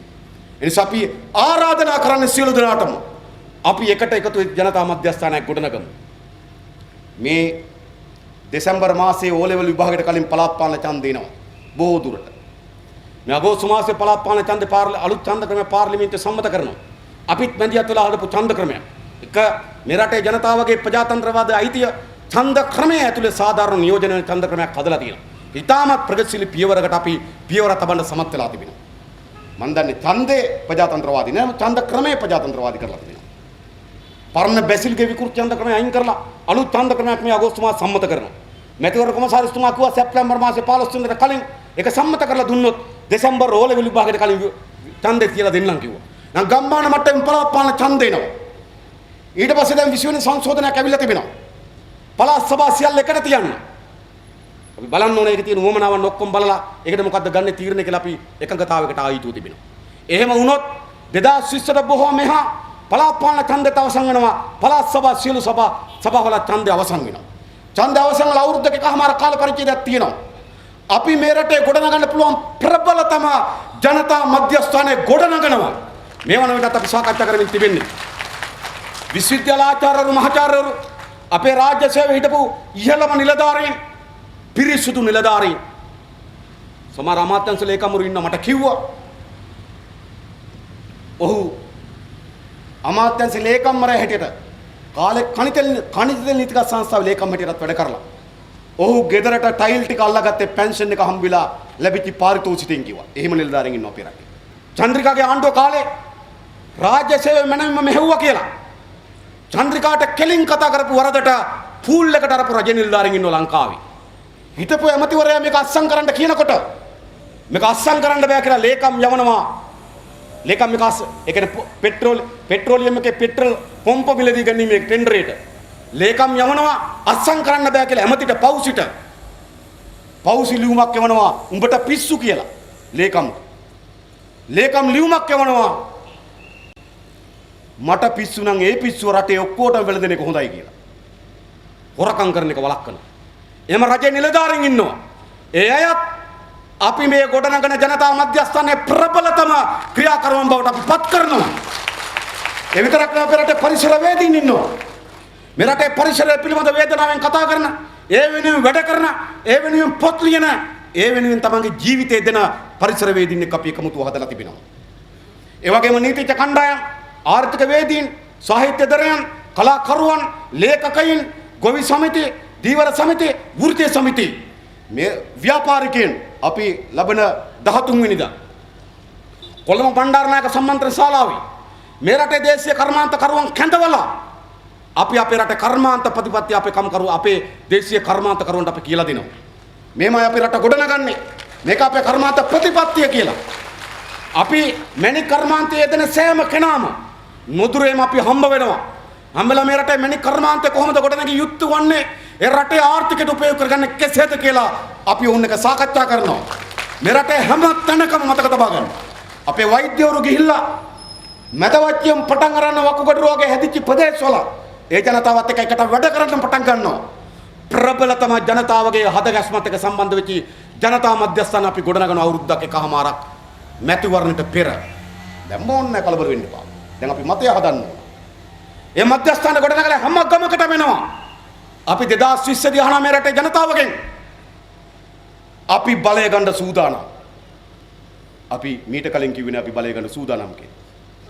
අපි 2020 දී ලෑස්ති වෙන බලය ගන්න සූදානම් වෙන ජනතා මධ්‍යස්ථාන අපි ගොඩනගනවා. ඒ විතරක්ද ඒ බලය හසුරුවන්නේ කවුද කියන එක අපි පෙන්නලා දෙනවා. මෙන්න ආර්ථිකය මෙහෙවන අය, මෙන්න විදේශ සේවාව මෙහෙවන අය, මෙන්න සෞඛ්‍ය පද්ධතිය මෙහෙවන අය, මෙන්න අපේ රටේ පරිසර පද්ධතිය මෙහෙවන අය. ඒ බලය මෙහෙවන්නේ කවුද කියලා. දැන් බැලුවොත් නම් ඔබට පේන්නේ මෙතන අපි ලාල් සහෝදරයා, මම, අපේ සාන්ත සහෝදරයා, අපේ දොස්තර මහත්තයා අපි තමයි පේන්නේ. හැබැයි බලය හසුරුවන්නේ අප පමණක් නොවේ මතක තබා ගන්න. මේ රටේ ආර්ථිකය පිළිබඳ බලය හොබවන්නේ ආර්ථිකය පිළිබඳ දැක්මක් තියෙන කෙනා තමයි ආර්ථිකය මෙහෙවීමේ බලය හොබවන ප්‍රමාණයට ඔහු මැදිහත් කරනවා. එම තමයි ගොඩනගන්නේ. සෑම ශේෂ්ත්‍රයකම අද අපේ රටේ විශාල විද්වතුන් ප්‍රමාණයක්, වෘත්තීය වේදින් ප්‍රමාණයක්, කර්මාන්තකරුවන් මේ රට ගැන අප්‍රසන්න භාවයට පත් වෙලා උන් රට අතහැරලා යනවා. මේ රට වැඩක් නැහැ කියලා කියනවා. මෙහි බිස්නස් කරනවට වඩා හොඳයි බංග්ලාදේශවල බිස්නස් කරගෙන යන්නේ කියලා හිතනවා. මෙහි මැණික් කපන වඩා හොඳයි මැඩගස්කරේට කියලා මැණික් බිස්නස් කරන කියලා හිතනවා. ඒ වෙනුවට අපේ රටේ ශ්‍රමිකයා, අපේ රටේ විද්වතා, අපේ රටේ දැනුම, අපේ රටේ සම්පත් මේ රට ඇතුලේ කළමනාකරණය කළ මේක මෙහෙවන්නේ කොහොමද, මෙහෙවන්නේ කවුද කියන එක අපි පෙන්නලා දෙනවා. බලය ගන්න සූදානම්, බලය මෙහෙවන්න සූදානම්. බලය අරගෙන රට හදන්නේ කොහොමද කියලා අපි කියලා දෙනවා.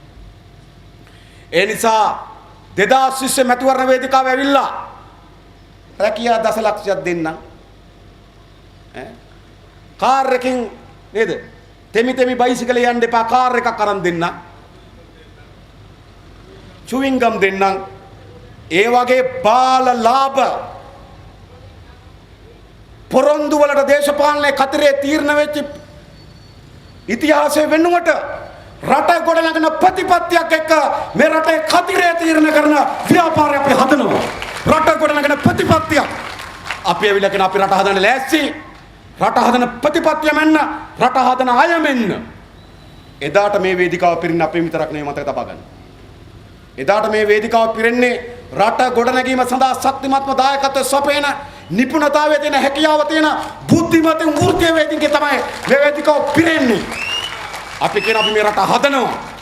හැබැයි ජනතාවට වකීමක් තියෙනවා. 2020 දී ඔබ රට හදන බලවේගය අතර බලය මාරු කරනවා. අද එඳ පරණ නේද පිළිනුණු ගඳ ගහන දේශපාලනේ ගඳ ගහන ඇත රවි කරුණාය කතා කරලා ඉවරුණාට පස්සේ පාර්ලිමේන්තුවේ සල්ප ගඳක් ආවා. ඇත්තටමයි. ගඳ එන්න ඕන නේද? ඒ කල්පනා කරලා බලන්න. ඒ එහෙමනේ සිද්ධ වෙන්නේ. ඔබ හිතනවාද මේ දේශපාලකයන්ගේ මේ දේශපාලනයට ජලිත් රට බාර දෙන්න ඕන කියලා කල්පනා කරන එක ඔයගොල්ලන්ගේ තීරණය. හැබැයි අපි ජනතාවගෙන් ආයාචනයක් කරනවා. මේ රට ගොඩනගන්න සූදානම්, ගොඩනැගීම සඳහා වැඩපිළිවෙල සූදානම්, ගොඩනැගීම සඳහා දායකත්ව සපයන පිරිස සූදානම්. ඔබ ඒ තීරණාත්මක බල වෙනසට සූදානම් වෙන්න කියන පණිවිඩය තමයි අපි දෙන්නේ. මේ සඳහා ගමේ බලය ශක්තිමත් කරන්න ඕන. දිරිය පුරවැසි සමිති ජාලය තව තව හදන්න ඕන. හැම ගෙදරකටම යන්න ඕන. ඡන්ද ක්‍රමය සමානුපාතික ඡන්ද ක්‍රමයක්. හැබැයි කොට්ටාසේ පදනම් කරගෙන ඡන්ද ඉල්ලනවා. නිසා ජනතා විමුක්ති පෙරමුණේ හැම කොට්ටාසෙම සමාජිකයෙක් ඉල්ලනවා. එයාගේ කොට්ටාස හැම ගෙදරකටම යන්න ඕන. හැම කෙනෙක් එක්කම කතා කරන්න ඕන. ගමේ බලය තහවුරු කරන මැතිවරණ බවට මේ මැතිවරණේ එළඹෙන මැතිවරණ පත් කරගන්න ඕන. ඒ නිසා මේ පළාත් පාලන මැතිවරණයත් 2020 බලය උවමාරු කරගෙන වැඩපිළිවෙලත් එක්ක සම්බන්ධ කරගත්තු මැතිවරණය දියත් කරන්න තමයි ජනතා විමුක්ති පෙරමුණ සූදානම් වෙලා තිබෙන්නේ. දැන් මොකද්ද තිබෙන්නේ? අපි අපේ කාර්යභාරය නොප්‍රියලා ඉටු කරමින් තිබෙනවා. අපේ ජීවිතය මේක. ලාල්කාන් සහෝදරයා, මම, අපේ සංසෝදරයා, අපේ පුෂ්පසහෝදරයා, අපේ ආරන් සහෝදරයා, අපේ කාගෙත් ජීවිතය මේක. අපේ ජීවිතේ වැඩි කාලයක් අපි මේ වෙනුවෙන් වෙන් කරමින් තිබෙනවා. අපේ කාලයෙන් වැඩි පංගුවක් අපි මේ දේශපාලනයට වෙන් කරමින් තිබෙනවා. ඒ මොකක් වෙනුවෙන්ද? ලාල් සහෝදරයාට මට හෝ අපේ කිසිවෙකුට පුද්ගලික යමක් අපේක්ෂාවෙන් නෙවෙයි. සහතික වශයෙන් මේ රටත් මේ රටේ ජනතාවටත් මේට වඩා හොඳ ජීවිතයක්, මේට වඩා හොඳ අනාගතයක් ලබා දීම වෙනුවෙන් ඔබට එක සහතිකයක් දෙනවා. අපි ඔක්කොම එකතු වෙලා හදමු ආණ්ඩුවක්.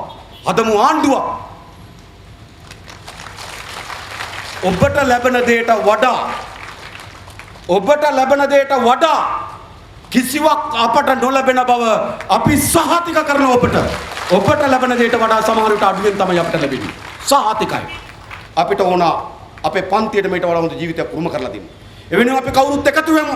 හැම කෙනාම ගෙදර යන්න, ඥාතින් හම්බ වෙන්න, යාළුවෝ හම්බ වෙන්න, ගම් පිටින් මේ දේශපාලන පරිවර්තනයට යොමු කරන්න. මේ තරම් වාසිසහගත දේශපාලනයක් ඉන්නේ නැහැ. ශ්‍රී ලංකාවේ එක්සත් ජාතික පක්ෂයකට එකතු වෙලා ආණ්ඩු කරනවා. ඒ ආණ්ඩුව හරි අමුතු ආණ්ඩුවක් නේද? එළහරකයි මීහරකයි නගුල වැදලා හාන්න පුළුවන්. එළහරක අදින්න ගොඩට, මීහරක අදින්න මඩට මේ ජාතිය ආණ්ඩුවක් නැද ඇති වෙලා තියෙන්නේ. නිසා මේ වෙනි විකෘති ආණ්ඩුව ඇදලා තිබෙනවා. ඒ වගේම රාජපක්ෂ මහත්මයා ඔහු පොරබදයන් කිසිවකටවත් නෙවෙයි. ඔහුටත්, ඔහුගේ පවුලටත්, ඔහුගේ සහචර පිරිසටත් එල්ල වී තිබෙන වංචා ඝාතන චෝදනාවෙන් ගැලවෙන්න විතරයි ඔහු පිඹුරුපත් සකස් කරන්නේ. ඔහු රට ගොඩ නැගීමේ ව්‍යායාමයකට නිරත වෙන්න ඔහුටත්, ඔහුගේ බිරිඳටත්, ඔහුගේ දරුවන්ටත්, ඔහුගේ වටේ සහචර පිරිසටත් එල්ල වී තිබෙන චෝදනාවලින් ගොඩ එන්නේ කොහොමද? එතර යාගේ න්‍යාය පත්‍රය. නිසා රට ගොඩ නැගීමේ න්‍යාය පත්‍රයක් එක්ක මේ රට ඉදිරියට ගෙන යාම සඳහා වැඩපිළිවෙලක් එක්ක නව දේශපාලනයකට අපේ රට පරිවර්තනය කරමු. ඒ වෙනුවෙන් සියලු දෙනාට එකතු වෙන්න, මැදිහත් වෙන්න, දායකත්ව සපයන්න කියලා ඉල්ලා සිටිමින් මම නතර වෙනවා. බොහොම ස්තුතියි හැම දිනාටම ජය වේවා කියලා ප්‍රාර්ථනා කරනවා. ජය වේවා සියලු දෙනාට.